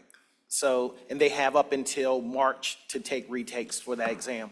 So the process that is utilized is those parents that are waiting for a spot, to see if they got in the lottery, they'll know a lot earlier. So, we won't have that lag where, the enrollment period's over at Walnut or Spencer, and they still don't know their results from Clark, for the Montessori lottery. So they'll get them quicker. Okay. And they won't have to say, I'm trying to decide, because they'll know if they got into Walnut prior to the lottery results for the Montessori. Okay, and again, I think I'm also thinking about like the folks who do that second round of trying to get that score in March. For those folks, you potentially have accepted a seat. If, for instance, you said, all right, my child gets to go to Clark in the lottery, you would have accepted a seat at that point.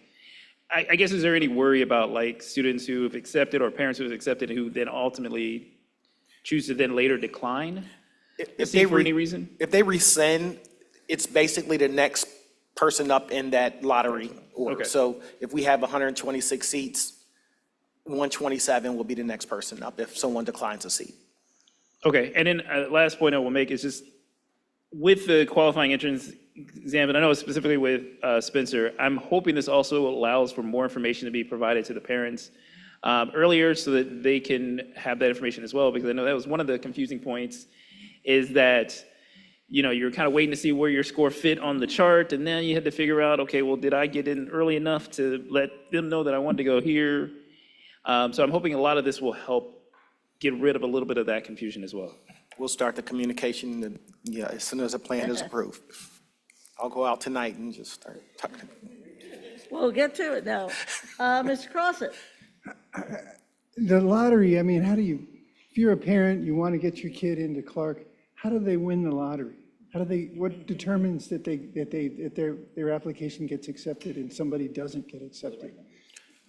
It's a random lottery process, and Tony can explain more about how that process works. It is an actual lottery. So in this case, for the Montessori lottery there's 409 students right now in sixth grade, CPS in-district Montessori students. Of those 409, we should have 285 seats between Clark and Gamble. So we'll have about 120 to 125 students who would not get accepted, but it's run through the system, through Focus. It's a regular lottery.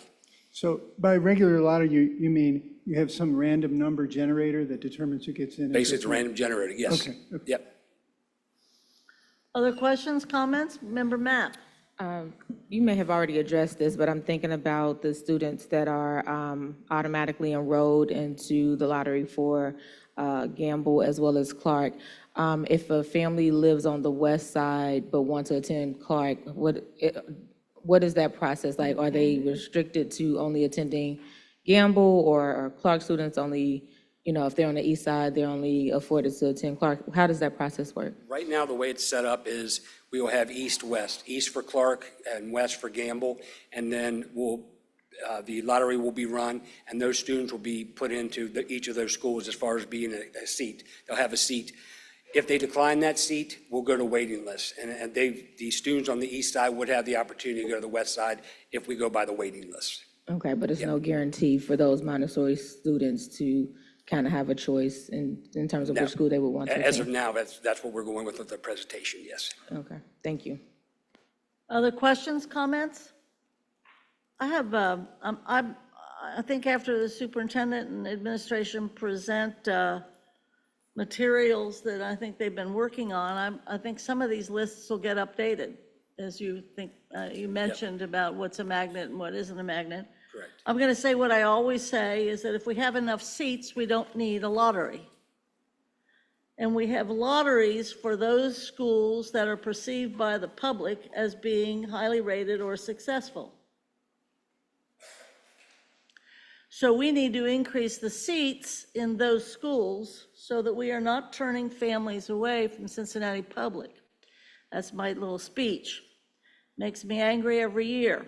And it's through no fault of our own, except everybody's, including board members that I've been with for 17 years. This is important that we expand our seats, especially in those schools that have the interest by the public.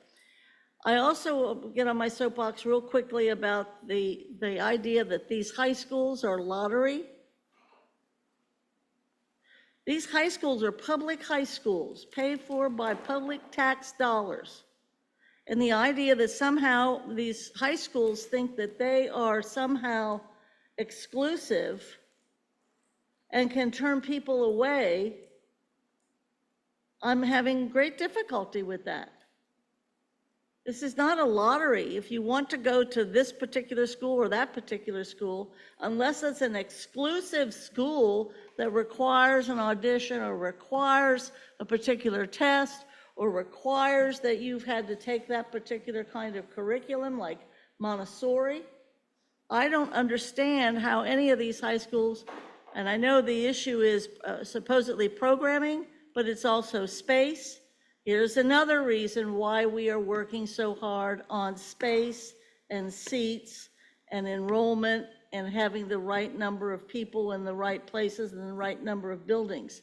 Because there's no reason why a public high school in this town should have the right to turn anybody away that is a resident in this district, unless it's an exclusive admittance, and we're proud of those as well. It's silly. And technically, Walnut Hills is not a magnet.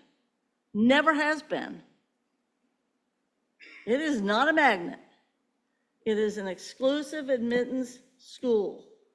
That is a different thing than a magnet. And actually, one of the interesting things happening, and the community is not really fully aware, is that over the last few years, we have been reducing our magnet inventory for some very obvious reasons, and I think it's a good move. So this is to second whoever mentioned it. Thanks. This is as much explanation as I've had in 17 years, so I appreciate it. Great. Thank you. Thank you.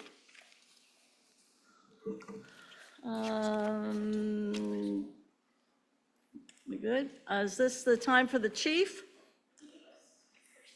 Well, the superintendent doesn't get to introduce her. I get to introduce her on behalf of the rest of the board. Our next presentation is going to be presented by Lauren Roberts, our Chief Audit Executive. So the appropriate way to address her is Chief. Lauren is just fine. I know. Good evening, everyone. Board Good President evening. Bolton, Vice President Weinberg, members of the Board of Education, Treasurer Wagner, and Interim Superintendent Murphy. Thank you all for the opportunity to speak with you this evening. For members of the community, my name is Lauren Roberts, and I suppose I had an introduction already, but I have the distinct pleasure of running our internal audit department here at the district. So to begin, I was invited here today to provide a bit of insight into what internal audit is and what we focus on here at CPS. Accordingly, today's presentation aims to answer two questions, just that. What is internal audit, and what does internal audit do to support Cincinnati Public Schools? So let's begin by answering the first question. It will provide a solid foundation as we get into our future slides here. So internal audit is an independent and objective, and I think Ms. Bolton might like me to say independent and objective one more time, function designed to provide value and improve an organization's operations. We assist the Board of Education in fulfilling their responsibilities, providing recommendations to strengthen processes and internal controls. So before you see a copy, a consolidated version of the CPS organizational structure. As I mentioned, independence and objectivity are a critical part of an internal audit department. So what is so special and important about our organizational structure is that I am a direct report to the Board of Education via our audit committee. In terms of our internal audit department, I think it's nice to highlight that when I started, I was a team of one, and I have been fortunate to triple in size. And so now we are a team of three, and we have 2 internal audit supervisors, and are fortunate from time to time to have an internal audit intern from a local university. But what's really special is that we have an audit committee. Our audit committee is comprised of 3 finance committee board members, as well as 10 community volunteers and members who are appointed by the Board of Education. It is important to highlight this because Cincinnati Public Schools is one of the very few in the state of Ohio with an internal auditor and an audit committee. In February 2008, the board passed a resolution establishing the role of the internal auditor as well as the audit committee. So this goes to show we have been working on our independence and our oversight and transparency for our public for many, many years. This slide provides a bit of insight into who our audit committee members are. Our audit committee members bring a wide range of business, financial, and auditing experiences. This is shown by the prominent companies you see before you. We are actually seeking applications for new audit committee members, so I'll take the opportunity to call to the public. Those who may be interested and have relevant business experience are welcome to apply via the link on this slide, as well as a press release that went out today. Applications are due by Friday, November 8th. So jumping into the technical aspect for just a moment, so bear with me. This model you see before you is the CPS governance model. However, we're stealing the model itself from the Institute of Internal Auditors, and it's called their 3 lines of defense model. So you'll see that all of us are highlighted in this model as we each play a unique role in our organization's governance structure. So to begin, the organizational, so the Board of Education, of course, serves as our governing body, delegating responsibilities and resources to management to meet organizational goals. So you'll see that highlighted there at the very top. Next, we move into the 2 levels of defense. So our first line and second line roles are owned by management, who is our district administration. They're focused on achieving objectives and managing risk. The third line of defense is where internal audit comes into play. We serve as the third line, providing independent assurance that processes are working effectively and that our governance structure is operating as intended. And finally, you'll see on the side of this model the external auditors, and they provide a regulatory requirement and also provide some reassurances for our public, who are often our taxpayers. So the reason I mention internal audit is when we talk about audit, sometimes audit's all grouped into one big bucket. So this illustrates a bit of a difference between what is external audit and what is internal audit. So you'll find that external auditors, especially in our case, are typically focused on auditing the annual financial statements, whereas internal audit is more focused on process improvement and internal controls and works within the organization itself. It's important to note for our public, I know our board and certainly our administration is well aware that CPS is heavily audited, very heavily audited by both external auditors and internal auditors. I did a quick analysis to see, just from an external audit standpoint, we experience over 10 external audits or reviews each year. So that's just a glimpse on the external audit side. Meanwhile, you have a whole team in-house that does this work as well. So I'll explain a bit more about the work of internal audit on the next slide. So taking a step back, I began with the district in 2017, and since then we have issued over 25 formal audit reports, which have resulted in approximately 180 recommendations. This slide provides a glimpse into some of those projects just to give a taste of what type of work internal audit performs. But when it comes to the recommendations, we've put some new processes in place to stay on top of them and ensure that they're being implemented. We report the status of all of our open recommendations to the audit committee when we meet with them on a bi-monthly basis. And all of those recommendations are tracked now on a dashboard, so it gives a glimpse into where things stand, whether they're still in progress by management or if they've been fully implemented. Fortunately, our administration takes this work very seriously, and of those 180 recommendations, well over 115, that's as of June, so I know progress has been made. 115 of them have been successfully or fully implemented. We're currently working on taking this to the next level because Mr. Crossett was a member of our audit committee for many years and has encouraged us to think about the ROI or return on investment that we've seen since implementing those recommendations. So that's taking the work to the next level. We're tracking it, but what's the impact?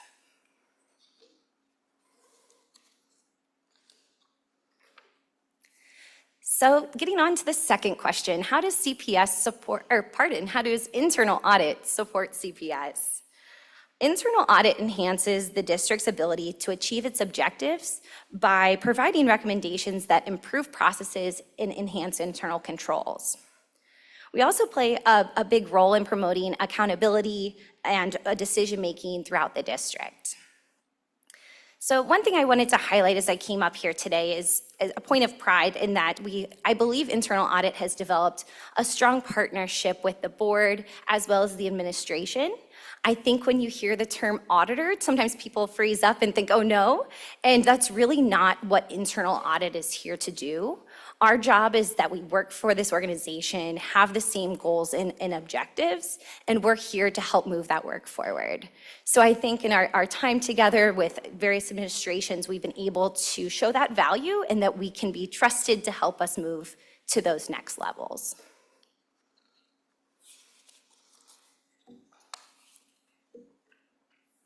So while internal audit must remain independent and objective, we do still play a role in implementing the goals and guardrails. It's important to align ourselves with the district's overall strategy. So you see up there on the slide, Strategy 5, optimizing capabilities. That really is a core tenet of our work. And finally, the impact of internal audit. While we're working on adding numbers and dollar figures to the impact of our recommendations, I think there are really three clear areas of value that we have added over the years. We've increased operational efficiency, we enhance compliance and accountability, and finally, we promote stakeholder confidence. So through the strong partnership with the board, the administration, and internal audit, every dollar saved and process improved ultimately benefits the students. So it's quite an honor to work at an organization where an auditor and an accountant can have that kind of impact. Thank you all for your time this evening. I'd be happy to answer any questions. Do any members have any questions or comments for the chief? Mr. Craig, Finance Chair. So one, I want to say thank you. I know this has been an excellent way to explain what internal audit does. Now, as part of the conversation that we've had on the audit committee is really bringing a little bit more to the forefront the role of internal audit, but also the role of what the internal auditors do. Because I think so often we sometimes talk about we need to do an audit of something, and in a lot of ways that we talk about it, we've been talking about this year in audit committee is understanding better what can be audited, what can't be audited, and what can be advised upon by internal audit to improve processes and systems or to develop processes and systems so that they can become auditable. And so that is a change from the last couple of years when I've been on the committee, because I think we have really kind of focused on, we were doing a lot of things and we were getting a lot of information out, but now it's really about what benefit does that information have and what benefit is the audit team and as well as the audit committee is doing. So I appreciate you putting together a presentation really to introduce it. And I also think this is an excellent way to put the audit team of folks, the wonderful folks who work with you, Lauren, at the forefront, right in the front of all of our minds, because I think so often we talk about the things that you all have done, but we don't always mention who did it. So this is a great chance to do so. Thank you. Vice President Weinberg. Yes, I would just like to copy off of my colleague here. Thank you so much for even bringing this topic up and, requesting our wonderful internal auditor to come speak to us. Thank you, my pleasure. So thank you so much. And I want to say that I learned something. I'm looking to my right and my left, and hopefully my colleagues were able to learn something as well and also use it as a refresher too for if they have any further questions for you. But thank you so much. Oh, thank you, my pleasure. Thank you. Other comments, questions? Mr. Lindy. I will just put myself on blast for having been incorrect about the fact that attending audit committee meetings was not optional for members of the finance committee, which I have been falsely thinking for several years in my 5th year on the school board. So I'm sorry. Again, I apologize to Lauren separately, but I'd like to do so in public and say thank you very much for the work that you're doing and look forward to being at remaining audit committee meetings. Thank you. Member Mapp.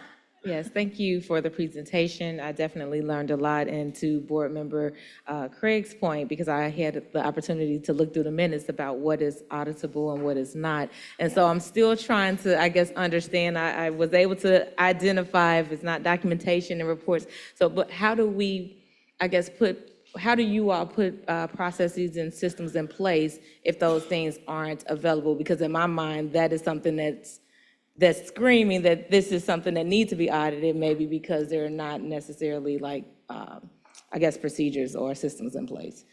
Absolutely, that's a great question, and it's been a topic that Mr. Craig has encouraged us to bring to the forefront a bit more, because there is so much thought and process that goes into deciding on what we audit, since we are such a limited team.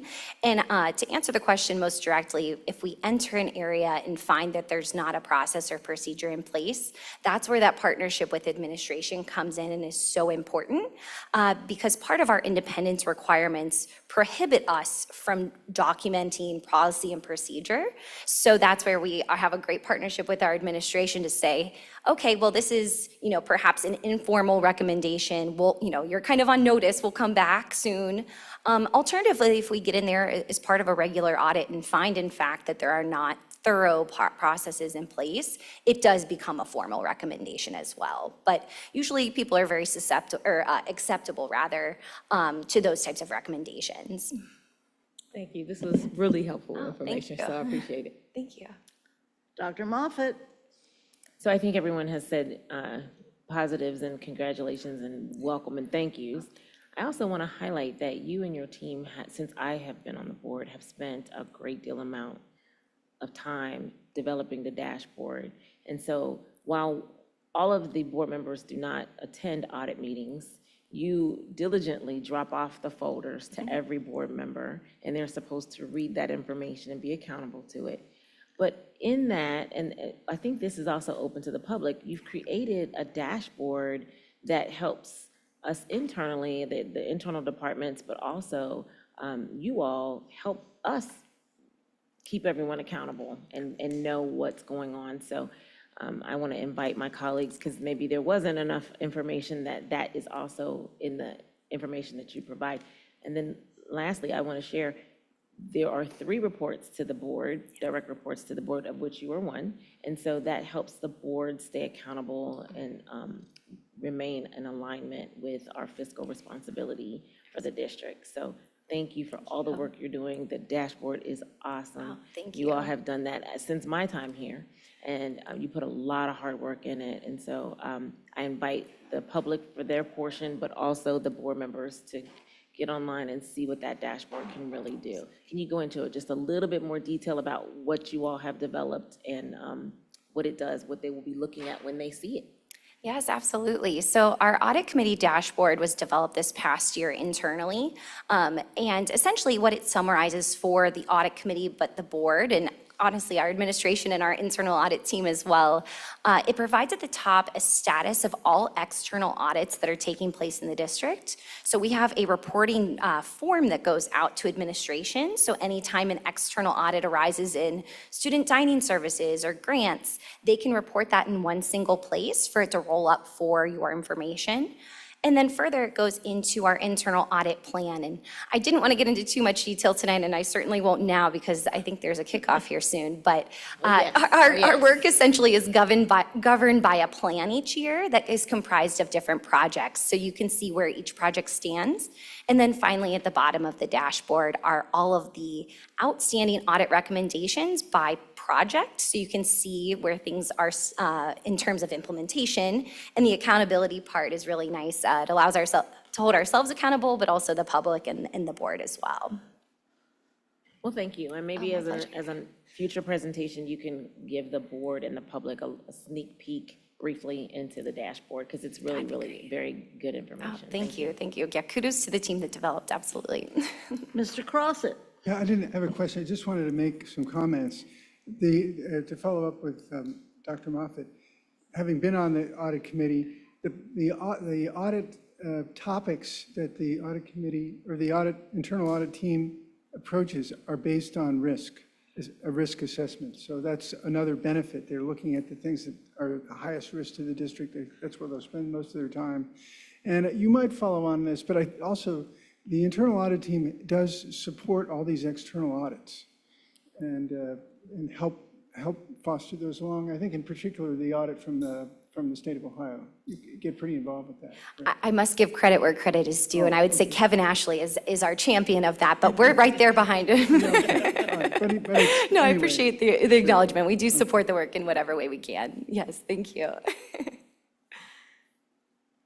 As a person that was here as a board member in 2008 or whatever we call that, when the audit committee, the community audit committee was created and the charter was written, that was a very big deal throughout the state. And we're really proud of that leadership. And I can also say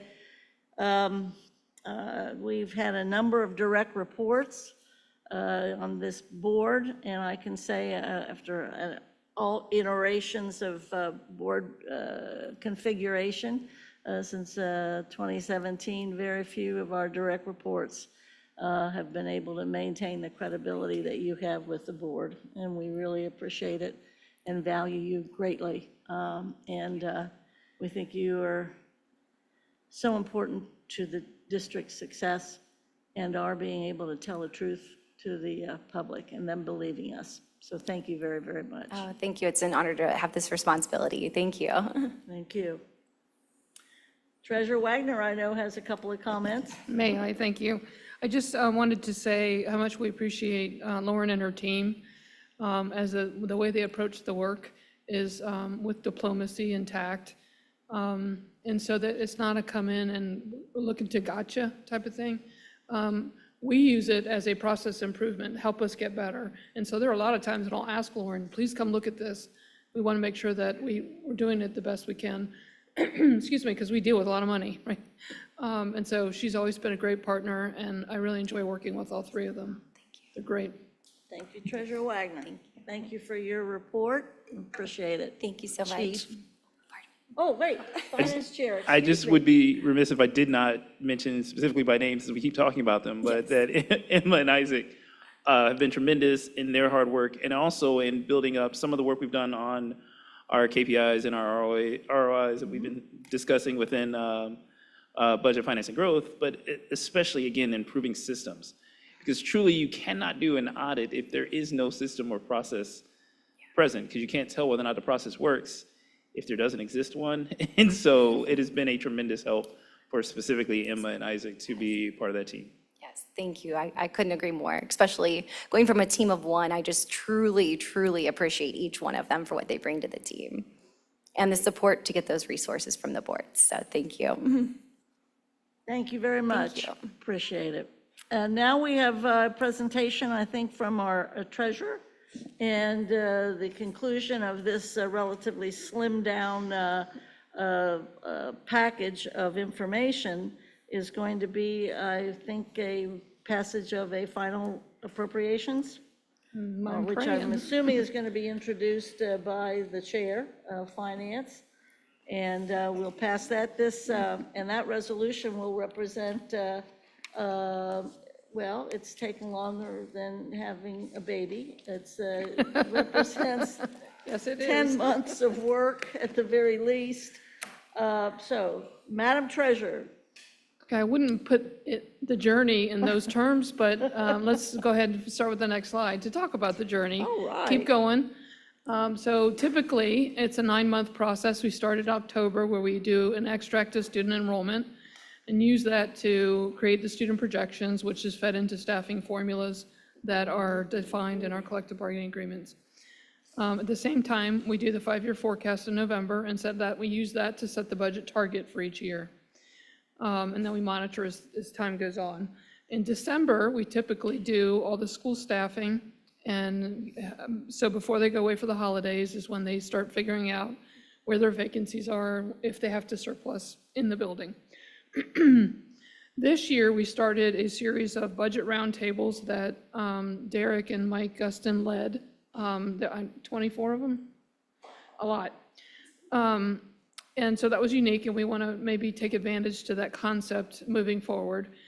In January is where we had the board kickoff with a budget workshop, and we discuss the draft of the ad hoc plan and the ESSER cliff.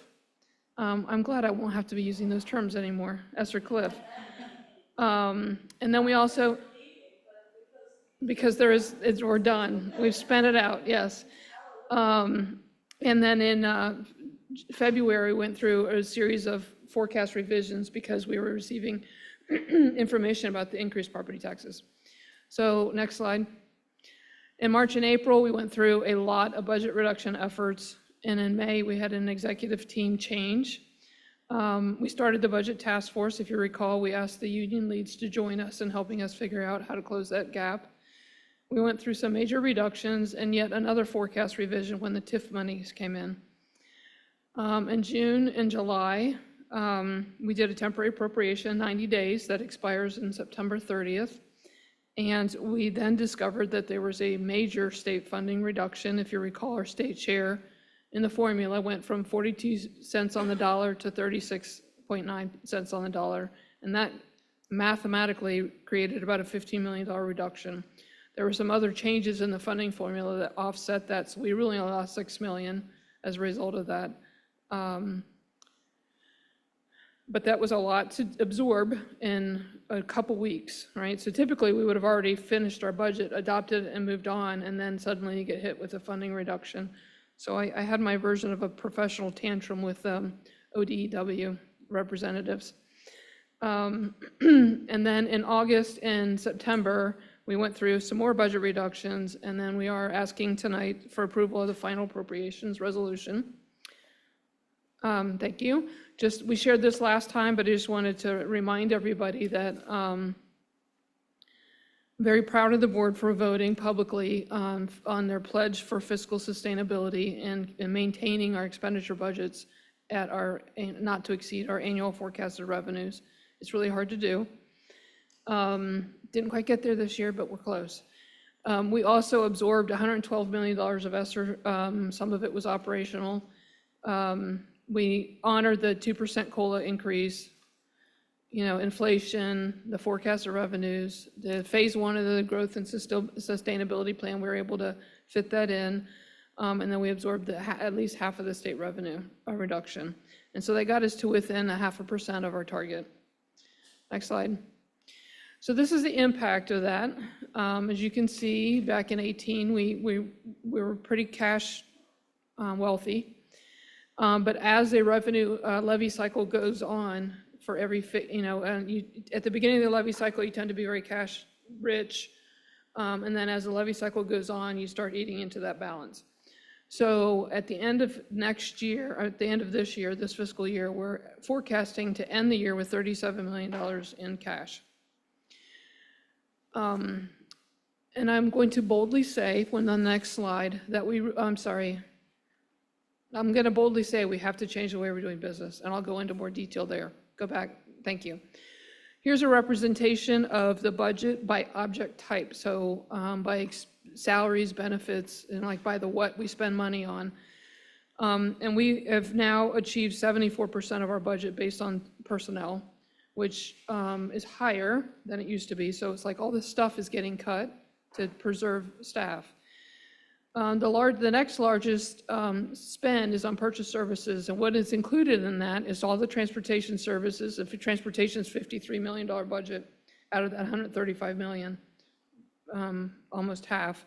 Then tuition that we have to pay for students that are placed outside of our district for a variety of reasons. Utilities and technology and other professional services. For example, we have contracts with organizations to help provide occupational therapy and substitutes for special ed needs staff. If they're absent, then we have to put a sub in place. The next slide. Here's a comparison from last year's adopted budget to this year's proposed budget. And what I want to focus on is the reduction in central operations. Because the formula, school budgets are built based on formulas, the central office keeps getting squeezed down farther and further and further. And this isn't just central administration, this is transportation, facilities, human resources, treasurer's office. So curriculum, that makes up all of central and operations. And we can't keep squeezing central office or we're not gonna be able to function anymore. Just making that a point. So we just have to really rethink the way we allocate our financial resources in a different way. So next slide. This slide is a result of a board member, Lindy's question about per pupil costs and the change that happened. So the very top section shows you on the general fund per student in fiscal year 23 was $17,807. In 24 it was $17,788, and then in 19 it goes up to 19, which looks like an 8% increase.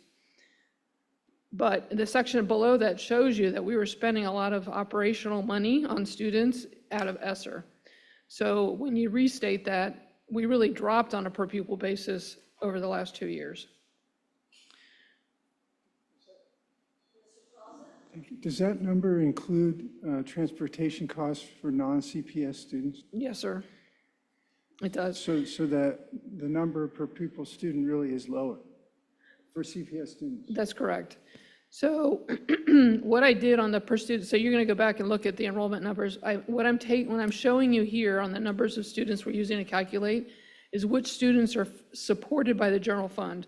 So our regular ed preschool students who are not taken advantage of or being supported by the preschool expansion monies, I took out.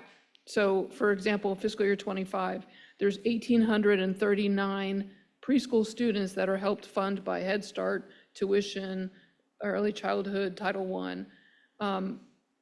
So I removed those so that only 33,363 of our students are supported by the general fund. But you're right, non-public students are not included in this. Non-public, non-CPS kids are not a part of this conversation or this calculation right here. The section off to the right is trying to explain why we went from a $609.9 million budget to a $644 million budget. So I was listing like the top big things that changed. They either returned to the general fund because they were in ESSER, or there were new expenses like the science of reading stipends. So we have to pay the $2.3 million out to our teachers as a stipend, and once they're send their documentation in, we will get reimbursed, but we don't know how fast OD is going to reimburse us. You know, we've talked about using the unspent preschool money to help support the growth. We've outgrown the $15 million set aside. We're at $20 million jointly, so we're using $5 million of prior year's unspent cash to support that effort. But that money will run out in 26. The nurses' contract was in ESSER. It came to the general fund. It was reduced because at one point during ESSER, it was $8.9 million for nursing. Resource coordinators was in ESSER's. It's come back to the general fund, and I think it was reduced a little bit based on some vacancies. And of course, step increases are already negotiated into our collective bargaining agreement, so that's an increase. If we do nothing different and we just keep the same staff, our budget will go up $7 million. And then we had the negotiated AFSCME increase to get everybody to a $20 an hour minimum.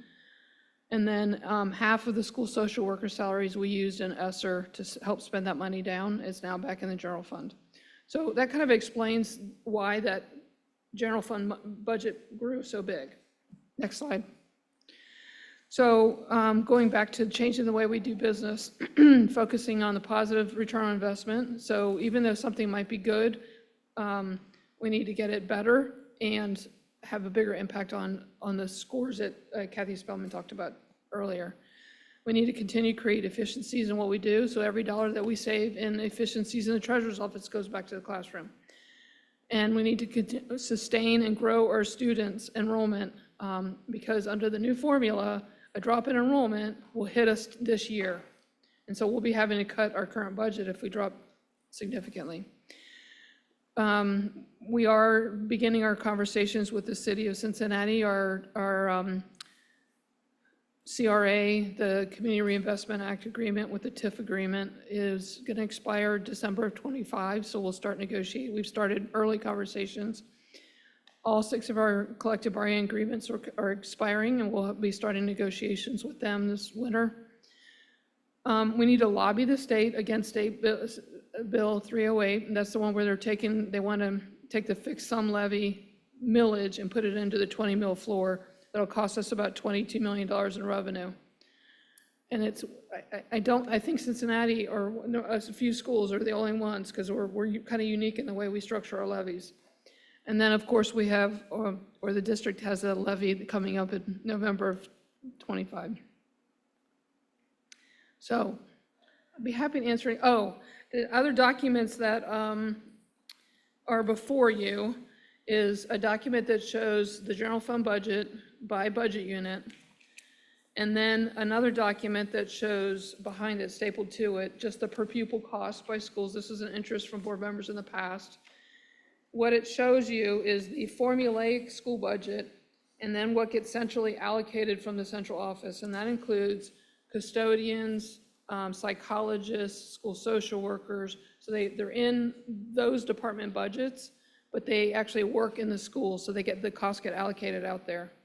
The speech pathologists, one-on-one paras, ESL teachers, and itinerant teachers are all included in those monies. So the school budgets total $370.6 million, but then centrally we allocate another $54 million for a total of $424 million that's spent in the schools. And then finally, the appropriations resolution that we'll be asking Finance Chair Mr. Craig to motion and help us pass it. Can answer any questions for you. Do any members have any questions, comments, parting shots? I try to talk really fast. You did a great job. Comments? Okay, oh, Chairman, you're gloating. I am, well, no. I just want to say, it took a lot of work to get to where we are today, and I think it's something that we should all be very proud of where we are now, and the hard work we get there. But I think that's why it's so important we've started the conversations in budget and finance to get ahead of the game so that we are not sitting here in September of 2026 without Jen trying to do the exact same thing, because I think it is important for us to recognize and appreciate what Treasurer Wagner said, which is that we long-term have to think about how we operate as a district differently in a way that recognizes and appreciates that we still need to provide quality education, quality resources and support, but also that nothing becomes cheaper each year. And I think the other thing I wanted to just highlight in this that I think we will also be talking about over the next few months is that we still have a facilities master plan that we have to address. We still have some additional questions of how we will cover some of those things, as well as the November levy for next year that we will have to address. And so we are trying to also incorporate those into the conversation we're having in budget and finance around next year's budget. Other comments for the treasurer? I would just add, Mr. Burkhart knows that I've said that there's a Rosetta Stone when we look at per school cost for transportation. The material that the treasurer has just presented to us, meaning the cost of each school and also the per student cost, this is a Rosetta Stone too, that will help explain some of the big changes that probably are in the offing. And to follow up what the finance chair said, in the very, very near future, and this is not a surprise, we do have to make some decisions about the preschool renewal. And as soon as we make that decision, we're going to have to also be making a decision, as you mentioned, the facilities master plan that we need and the future of any kind of permanent improvement or operational. So in the offing, we do have to prove to the community that we're worth it, and we have to prove to them that we have prepared and are ready to be asking them for those kinds of additional dollars. And that requires the reorganization of what we do and how we do, and appreciate those comments by the treasurer and chair. Mr. Lindy. Thanks, Ms. Bolden. Thank you very much, Treasurer Wagner, for the slide with the per pupil expenditures. Could we go back to that for just 1 second? That's great. I didn't think about this question until seeing your point in the bottom rows about how when you think about what had been an ESSER and then moving that into our expenses for this year, how it creates a per pupil figure that really does track year over year about the same, actually went down this year. I didn't ask for this ahead of time because I didn't think about it until I just saw this right now. And if you don't know off the top of your head, it's fine. But if we look back before ESSER and before we had this big influx of federal money, do you happen to know about what our pre-pupil expenditure was? And again, I didn't think about this question until just now either. I want to say about 14,000 per student off the top of my head, but I don't know how accurate that is. Yeah, I mean, I think the topic is the same, but I think it has different implications for me around tonight's vote versus our discussions about a future levy. I think for tonight, I'm very happy to support the resolution and I think the budget for a lot of reasons, but I think not the least of which is it's really, really hard to do better than this if we don't know that the state is going to lead to a loss of that much funding after the whole process is finished. Like, that's just bananas. And so I have an enormous amount of empathy, I think, for the people trying to make all this work. But like, in what other field do you find out that you've lost $10 million, at the, not even the 11th hour, like after the 11th hour, literally after the fiscal year has already started? It's just nuts. And that doesn't mean we don't need a long-term plan. But I have a hard time imagining how you could plan ahead better than particularly on that last piece. I think the other comment I wanted to make, though, is as we do start to have conversations about future levies, and I think the slide on the life cycle of a levy is helpful, a big question for me, and I'm going to push all of us to think about this too, is how have our costs per student tracked relative to inflation over the last 8-10 years? And I think there are multiple ways to win on this for me. It could be that when you look at it, our costs are growing at about the same rate as the rest of the economy. And because that's the case, every so often, we do have to go for a levy because there is inflation. I think that's one way to win. I think another way to win could be we actually are spending more per student than we used to, and it's making a difference. And here's how you can track between the investments we've made and outcomes for children. And the reason we're asking for a levy is because we need to continue that. I think the only thing that would concern me is if we're seeing our costs go up, they're going up faster than inflation, and we don't have a good story to tell about how that's leading to a difference for children. I don't think that's a good case for more taxes. And so I don't know enough yet to know which of those categories we're in, but just as we pivot from conversations about FY25 to long-term financial planning, this is an angle I'd like to push us to take and talk about with some rigor. We can certainly put that analysis together, but I just want to remind the public and the board that only half of our revenues are reflective of inflationary stuff in the state formula. Our property taxes, House Bill 920 reduces the millage rate so that property tax bills don't go up with inflation. So so their bills get reduced. So we don't get advantage of inflationary costs except for on new construction. And that's a pretty small part of our property taxes. I understand, and I totally agree. If I'm following the thought, it's like because our property taxes don't adjust for inflation, every so often we need to ask for more of them. And then that will last us a certain period of time until we run into the same problem again. Correct. Thanks. And that cycle has been usually 8 years or something, or? Yeah, so 2008, in my history, the last time we went for new money was 2016, so 8 years ago. 2008 was that prior one to that. And then I can't remember, I'll have to go back and look at the history prior to that, but. I think that's going to be part of the sell too. Mr. Crossett. I just wanted to have a point of clarification. You started off with a chart that showed that at the beginning of the levy cycle, we had $100 million, and now we're down to $37 million. Is that essentially cash reserves? Is that our reserves? And we're spending $37 million in reserves this year to support the budget? Is that a way to talk about it? It's just, that's our cash. So those cash reserves, whatever gets carried over is unspent for each year, yes.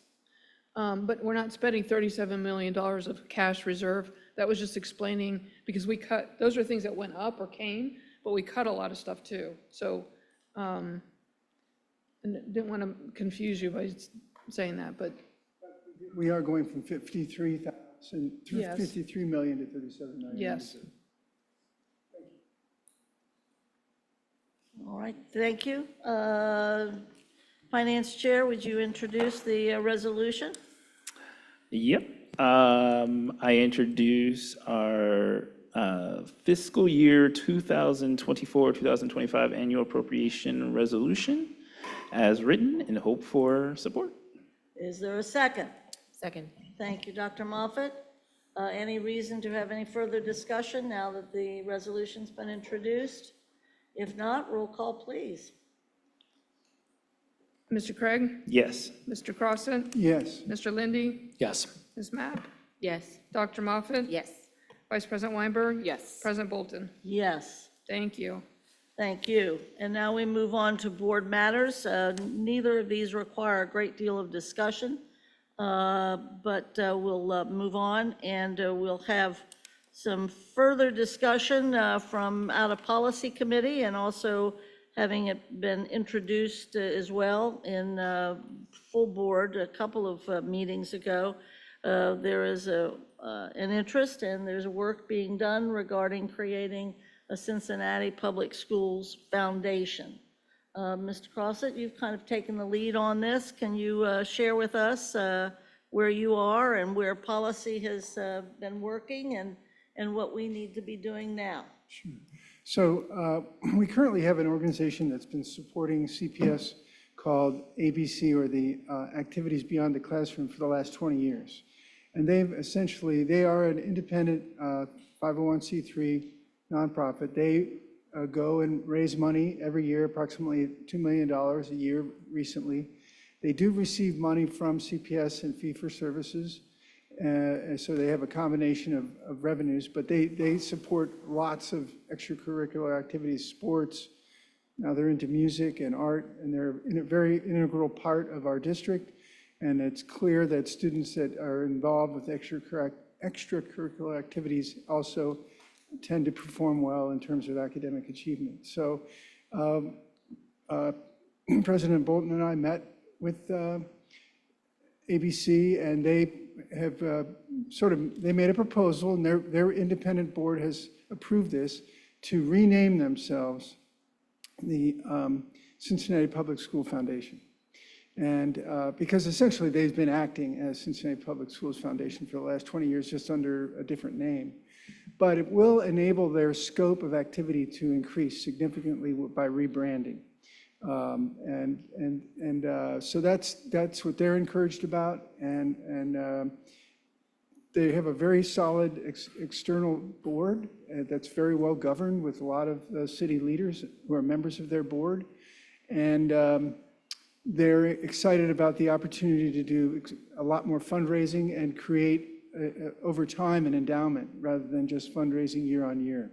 And by having an independent 501c3 foundation separate from the district, it enables, it will encourage a lot more bigger donors to donate. We feel like that strategy would be effective.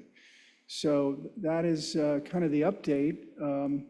The scope, their scope of activity could get bigger in terms of more extracurricular activities, as well as they were able to raise more money. So is that a fair assessment there? I think so. And so one of the suggestions is, and where some of the dialogue, the major dialogue has been, is to kind of have them kind of morph into this broader, wider scope because of their track record. Another option is us creating our brand new one, if you will, externally. And another is, as an outside one, but also us owning one. I think that's one of the options. I think Mr. Crossett's done some research that's been shared with you all from OSBA and regarding foundations. It's not that we have to make a decision tonight, but that the board needs to know where the discussion has been, to figure out where we might be asking, or what we might be asking our administration to be looking further into. Mr. Craig?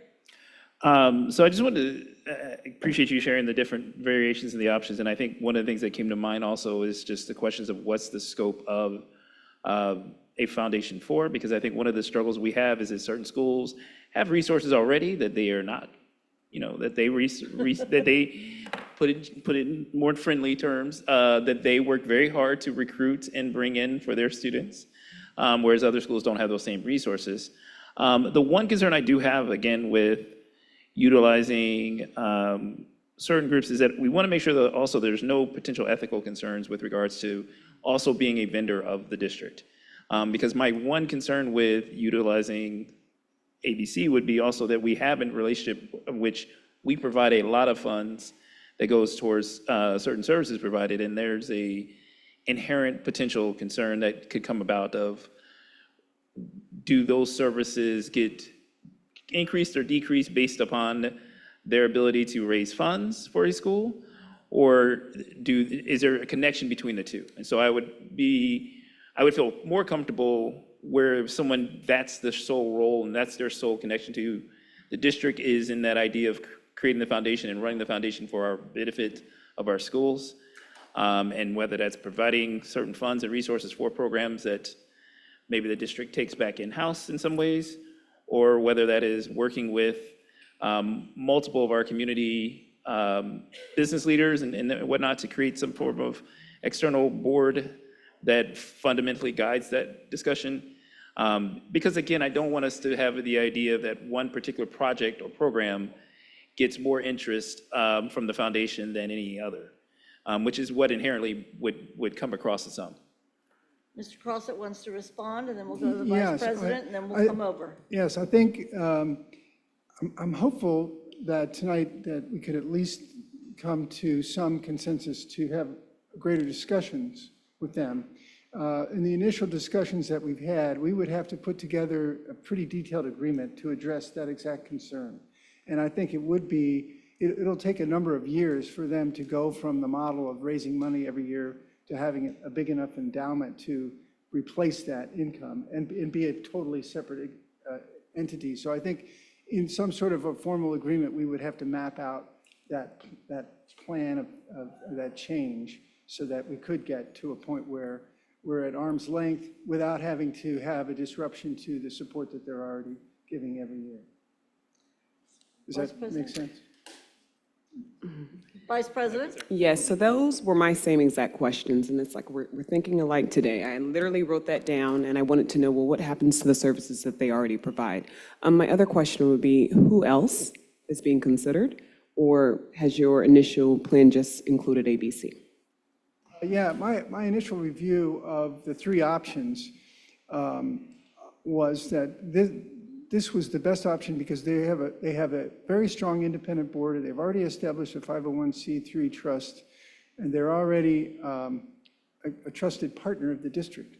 For us to ramp up, one option is for us to ramp up our own 501c3 trust, in which case they've already indicated that that would create a situation for them where they might not they might consider moving their efforts somewhere else. That's basically what they said to us. The third option is for us to have it in-house within the Treasurer's Department, where we don't have an independent 501c3 trust, and we could just have specific accounts that were managed by the treasurer and would be under the purview of the state audit and the internal audit and all that. But that option seems, from what I can tell, would not generate a lot of donors, because I think there's a possibility that would be perceived, oh, that's money within the district. I'm not going to give you a whole lot of money that I can't see it in some independent way. If that's, so that's why my recommendation is to work with this established group already that's up and running already. We don't, it would take a lot less effort and a lot less time and money to get going. Dr. Moffett? So I think that I'm definitely open to further discussion. I do have some concerns around ABC as it exists today, primarily because they had a very difficult time working with us, our administration last year, and branched out to other schools and other districts. So I want to know more about what that looks like with regard to a conflict of interest, particularly to Board Member Craig's point. I think there needs to be clear separation, and right now that's not clear to me. I also think that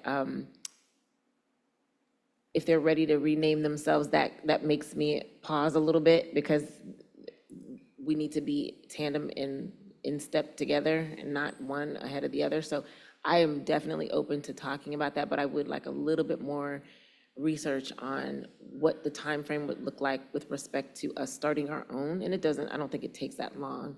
How could we fund that, maybe with some investments, Jen, that, do we have any money that we are investing in, I'm gonna say this wrong, like, do we have any money in our trust or any money that we've got tied up that we could switch over to a foundation that would be like tax-free, to maybe fund that foundation ahead of time? I'm saying the wrong name for it, but I'm thinking we've got money in investments already. So we have some funds that are endowment funds, we have some that are trusts, but they are very specific about their purposes, and so that would not be a way to seed a new foundation. Okay, so there's just a couple of questions that I have. What does that look like? And if ABC is willing to go somewhere else very quickly, have they already begun that process? And what does something else look like? In the interest of time, three things. First of all, last year, ABC was in their strategic plan looking beyond CPS. They have now removed that from their strategic plan in the hope of doing what they dedicated themselves to 22 years ago, which is just CPS, and I think that's great. I do think that it would be helpful for the administration, general counsel, treasurer, and superintendent to maybe provide us with some information, and maybe this is part of the assignment time, of the three options that exist, answer some of the questions that we have regarding the independence of monies, the status as a vendor, what it would take for us to create an independent one, and what it would take to create one of our own. I also want to make sure, before anybody goes too far with any of this, that those foundations that already exist within our district would not be absorbed by this foundation. They would be allowed to continue. I was at Winton Hills Academy, and they have, Winton Hills Academy has their own foundation. Certainly Walnut does. Ethel Taylor has its own foundation.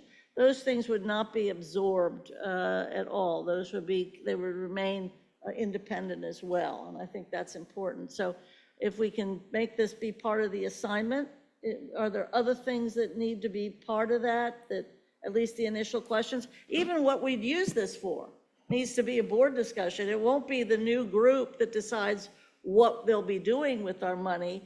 This elected board and administration will decide what that foundation is for. That is our responsibility. So I think we need to make that very clear too. So that's lots of good board stuff. I was just going to say really quick, I think to your last point there, are we using the foundation to supplement those who do not have first? Good. Like what the priorities would be, because I think the other concern would be if you are supplementing those who already have, at the same rate you're supplementing those who do not have, there could be that potential for whether or not that's really equitable in what they're getting based on their need. And the value of that very rich conversation as to what we'd be using this foundation for. We know we need it, and most districts have found, not most, many districts have foundations, and we're glad. This is something that brought up, Superintendent Mitchell brought up many years ago.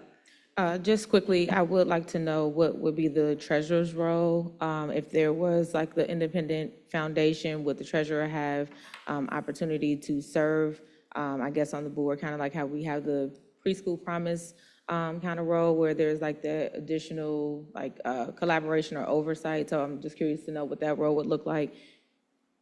Yeah, if we have a foundation that has a separate 501c3, it has to have its own independent board. It would not have somebody from the administration on that board. There'd be arm's length independence. If we had an in-house foundation within the district, then the treasurer would be in charge of it. Mm-hmm. Okay. We wouldn't need an independent board. The school board would serve as the board for that model. Okay, I'm just thinking about like the two entities coming together and collaborating to make sure that there's alignment and insight or perspective from both. Yeah, there'd be plenty of opportunity for collaboration. It just wouldn't be a formal representation by a treasurer on an independent 501c3 board. Okay, and then my final question is just wondering if, and general counsel can lean into this a little bit further, but wondering how it might support or maybe not support our current board policy with the crowdsourcing as well as with the gifts, grants, and bequests. Thank you. Well, why don't we, if we can, we'll skip ahead to make this sort of an assignment while we're talking about it, and ask the administration to kind of come up with those several things that we need to know and give us the options that might be out there and answer some of the questions you've heard raised tonight, and come back to us when it is at your earliest convenience, because I know that there are people interested in following through with this as we can. The next item on our board matters is the criteria for the interim superintendent's evaluation. That is important. Staff did research, as did HR do research, and actually in the last 15, 18 years, when there's been 2 interim superintendents, there was no evaluation performed on either one of them, be it Mrs. Ronan or Tiana Amat. But in the current interim superintendent's contract, point 15, the Student Achievement Committee, which by the way no longer exists, is supposed to come up with the criteria to use for the interim superintendent's evaluation. So since the equivalent of the Student Achievement Committee, I'm sorry, that got past us, is the Committee of the Whole, so that's the whole board. And it's important that through this month, and before we get too much into the late part of the first week of October, if members have some ideas about what they would like to see on the interim superintendent's evaluation, if they could submit that, I would like them to submit that to the vice president. And then we will, the 2 of us can put some of that together, share with everybody. And also it would ask the interim superintendent to do the same thing, as we want the evaluation to be collaborative. And again, it's new ground because we've not provided an evaluation for the other 2 interim superintendents we've had in the last many years. So if you have some ideas, we have, staff has shared, I think, the previous superintendent's evaluation. There's also material about the standards for superintendent, superintendents in the state of Ohio. That's out there as well to give you some ideas, plus those things that are of particular interest to you. If you'll share those with the vice president, that would be helpful. And same to you, Madam Interim Superintendent. Yes. Did you? Oh. 2 questions. Deadline for when board members should send things to Ms. Weinberg. It would be great if it's in the end of next week, if possible. That would be great. Okay. That would be in keeping yet with the contract. And then I know there was some differences of opinion on this front, but do we have a term for like over what time period this would cover? That's, when did you start? May? Over right now, the previous interims have either served 9 months or 11 months. And ours can serve less, ours can serve more. I don't know how to answer the term piece. Sure, it's just hard for me to know how to write goals if I don't know how long a time period we're covering. I would aim at least through January. I think there was some discussion about midterm, mid-year. I think that would make sense, dating back from May through January or what have you. And maybe to the end of the year, but certainly January, May to January might be a way to look at it. That's helpful. I think I will send my thoughts to Ms. Weinberg. Excellent, thank you. Any other comments, questions, issues about that? Dr. Moffitt. So I guess I have a question around how we've done in the past. If we didn't do this in the past, okay, I'm wondering why is there such an impetus to do this now if we didn't? It's a lot of mental capacity. So I'm just wondering why we're doing this now if it has not been done in the past twice. The reason we're doing it now is because it is in the interim's contract, that the Student Achievement Committee would come up with a matter of evaluation. So I just don't know want if General Counsel wants to. I just want to clarify, it's in the Is that student. right? It's in the interim superintendent's contract that the Student Achievement Committee does it, which we don't have. Yes, So that was doesn't make sense. Obviously an oversight when in the, as many people point out, the rush of whatever, but the equivalent of the Student Achievement Committee at this time is the full board for Committee of the Whole. Okay. So that's why we're asking full board to participate in whatever way they would like to create, so we adhere to the contract for the interim. And I, what that evaluation might look like. Yes. I appreciate you for bringing this to the full board, but I also think it's important to know just because we may not have done certain processes in the past, doesn't mean that it's not an opportunity Exactly. to honor it in the present, so that we can make sure that we are more efficient with and on one accord with how we move forward and what those expectations are. Thank you. Any other comments about this? Then we'll move on to another item, and that's for Dr. Moffett to present to us. So I will be brief because I think kickoff was 5 minutes ago. So by the terms of our agreement with the Ohio School Board Association, which I'll refer to as OSBA for the public, we have the opportunity to appoint an official delegate to represent our district. In the past, that has been done by Board Member Jones, and she was also the representative. I'm now the representative, but I would like to offer that to anyone that would like to be the official delegate if they'd like to. I will serve in that position, and that's what that resolution is, that I'll be asking for a motion to appoint someone if they'd like to, or I will take that because I have to be there anyway. But I asked Ms. Phyllis to send out the 2024 official business from OSBA that will be talked about at Capitol Conference.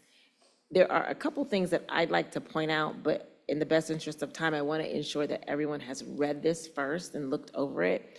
There's not a rush for this. This has to be done before our Capitol Conference in November. So I'm happy to put this on the agenda for the next meeting. I will direct your attention to a few areas that are very interesting. The sections in bold, caps in bold, have been added. And there are some strike-throughs, not very many, but I would like for the board members to look and see if there are any additions or deletions that our district would like to have for this to be presented at Capitol Conference. So 2 things, look this over. I don't think everyone has, so you have a hard copy. I asked Ms. Phyllis and Pat to put a hard copy at your desk. Thumb through it, it's very interesting reading. One other thing that I would like to point out is when people ask about changes on the federal level with respect to different things that are going on politically, some changes are actually also coming to the state level as well around the legislation committee that put this together, put a couple of resolutions that failed around gender identity, around sexual identity here, asking that OSBA adopt them, and just go back through and look through there. They're towards the end, and they actually failed. So give me your thoughts. We'll talk about it at the next meeting. But is there anyone that would like to serve as a delegate?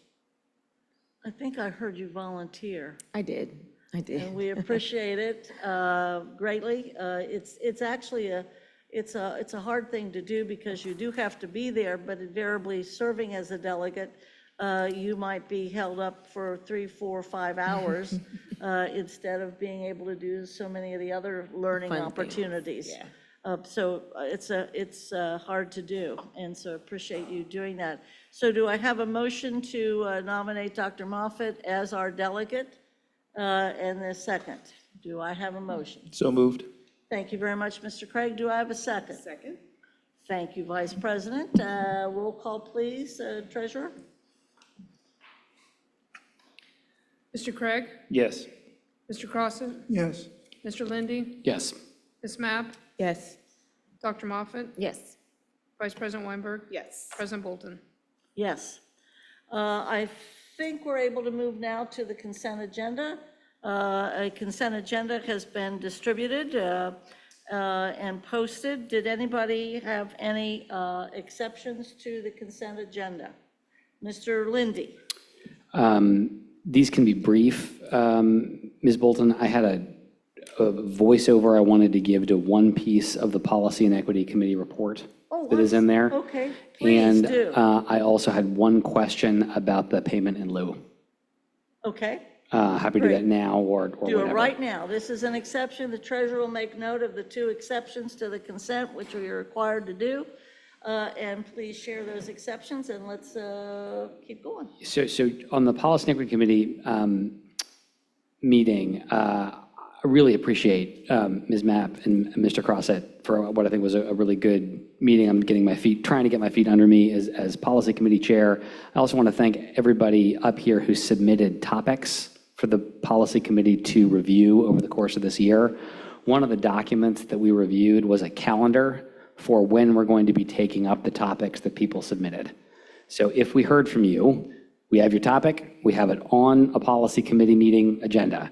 I would just like to ask if, Phyllis, if you wouldn't mind sending out that calendar of topics to everybody in a separate email so they can see it. I want people to know we got your feedback, we have a queue, we're going to work through them. Second, one of the pieces we talked about was revisiting the evaluation policy for the superintendent. This is a policy that I think will take some work, and I think will take a couple meetings. And what I wanted to ask, if Phyllis wouldn't mind sending that draft document that we looked at in the meeting to everybody. What I'd like to do is just ask you board members to take a look at it. We're going to talk about it tonight, but please read it, and please let me know if you have things you like about it, things you don't like about it, questions that you have about it. I'd like to make sure in the next policy committee meeting we're talking about board member feedback, so that when we bring something to the board, it can be something that already has multiple rounds of feedback in it. I think former board member Moraski did a nice job of this with the anti-racism policy in doing, surfacing it for people multiple times to give feedback on it. So that's what I'm trying to do here. And we just ask Phyllis's help in getting a copy of that to everybody. We don't have to talk about it tonight. I just request is please read it, and please let me know what feedback you have. Mr. Lindy, when's your next policy meeting? Do you know? Well, of course you do, but. I know that it's in my calendar, and I know where my calendar lives. We have a policy committee meeting the 11th of October. 11th of October? Which is in, not this Friday, not the following Friday, the one after that. So the next meeting for policy is before our next board meeting? That's right.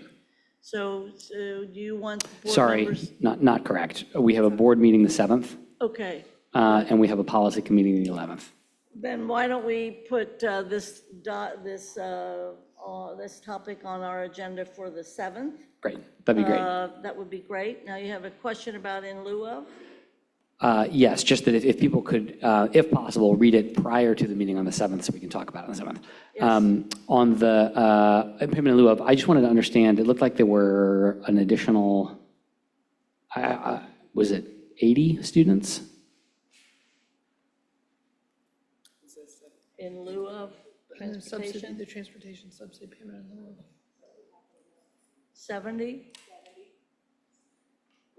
70? Could I was just curious why these 70 and why now? Like, are these kids who go to CPS? Are these kids who go to private schools? What I would just a little bit more detail about why these 70? I do not have the specifics for each case today. Mr. Burkhart, from the chair, can you tell us? They're not CPS kids. They're not.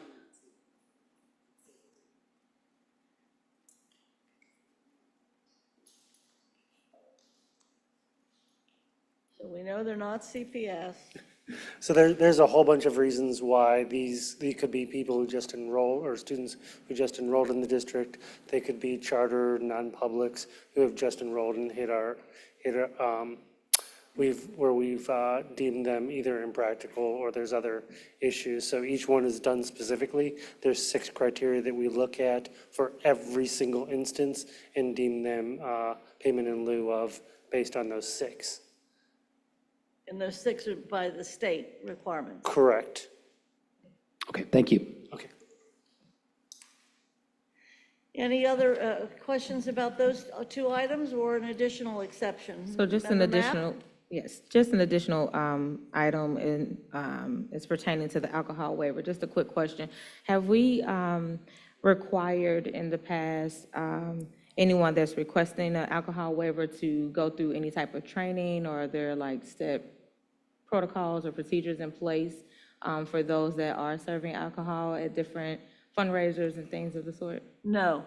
Okay. All right. Thank you for that. We have required people to issue insurance and assurance of certain things happening or not happening and the absence of hard liquor and what have you, and also the presence of minors. There's been a number of those kind of criteria, but we've never, in my recollection, suggested any training or anything. Okay, thank you. Something I probably want to look into more, but thank you for Absolutely, go providing that. for it. Thank you, Member Mapp. Any other exceptions? We have it duly noted, and now we'll entertain a motion to adopt the consent agenda with the noted exceptions, and record been kept. Do I have a motion to adopt the consent agenda? So moved. Thank you. Is there a second? Second. Any discussion? Exceptions noticed? Roll call, please. Mr. Craig? Yes. Mr. Crossett? Yes. Mr. Lindy? Yes. Ms. Mapp? Yes. Dr. Moffett? Yes. Vice President Weinberg? Yes. President Bolton? Yes. Does anyone have any assignments beyond the one that we kind of took a little privilege on and did early regarding the creation of a foundation and our administration trying to figure out what that really means? Any assignments? Dr. Moffett? Well, you skipped inquiries and updates. I figured you were going to do it. I was trying to. I have I would like for Darn. if possible, a brief description of the status of the Hyde Park construction. Brief. Chief Burkhart and Mr. Hoying for the community. Well, just killed it right there. No, I didn't kill it. Just brief update on the status of the construction. Do you have one, or did you have one? You have another one? I have one, but I'm going to save mine for our next meeting. Okay, So- Hyde Park. Now, is the Hyde Park about the trees and the It's sidewalk? about the trees and the construction, yes. So the construction is complete. What is left is the landscaping. And there is a area where there was a cut through between Zumstein and the school. Trees were taken out so we could get those modular units out of there. That was repaved. Starting on Monday, now it was raining when I came in, so I'm not sure if this is going to be pushed back, but starting on Monday, they are going to plant 2 trees and 4 shrubs on either side. And there's a removable ballard in case any fire or rescue needs to get through there, that can be removed, and we can get vehicles through there if needed, only in emergency. Do we have a timeline of when that should happen? It's supposed to start on Monday, and it's supposed to take 4 days to complete. So by the end of the month? Yes. Definitely by the end of October. Assuming weather is cooperating with planting trees, I would assume so. Gotcha, thank you. Oh, and the only other inquiry I had, not for you all, is around having our lobbyists come and tell us about the House bill that we talked about, but not now, just when getting that assignment. General Counsel? Yes, Mr. Glover responded that he'd be available on October 28th. If that there's a board meeting, I believe, on the 28th of October, if that works. Okay. Thank you. I'm sorry I rushed past that, because this is very important. I appreciate it. Go ahead, now that we've done this, just do yours. I'm really not going to do mine. I'm just going to bring it up as a topic for everyone to be thinking about. I just wanted to gather a little bit more information, whether it is from our interim superintendent and one of my colleagues regarding a request of a staff member, and we can talk about that at the next meeting. Thank you. Are there any other assignments besides the foundation one? I have a short one, Superintendent and Mr. Burkhart. The College Hill Forum is trying to raise money to do what we need to be doing, which is taking down the now rusted, dilapidated, awful safety problem playground that is at Pleasant Hill Academy. They have been quoted somehow that it will cost us $3,000, and the district doesn't have any money to do that, but the eyesore needs to go, and we cannot be asking a neighborhood organization to raise money to tear down something that's on our property that it needs to go. So if you can look into that, that would be really great. If there are any other assignments? Great meeting, thank you. Go Bengals, and I'll take a motion to adjourn. So moved. Okay. Second.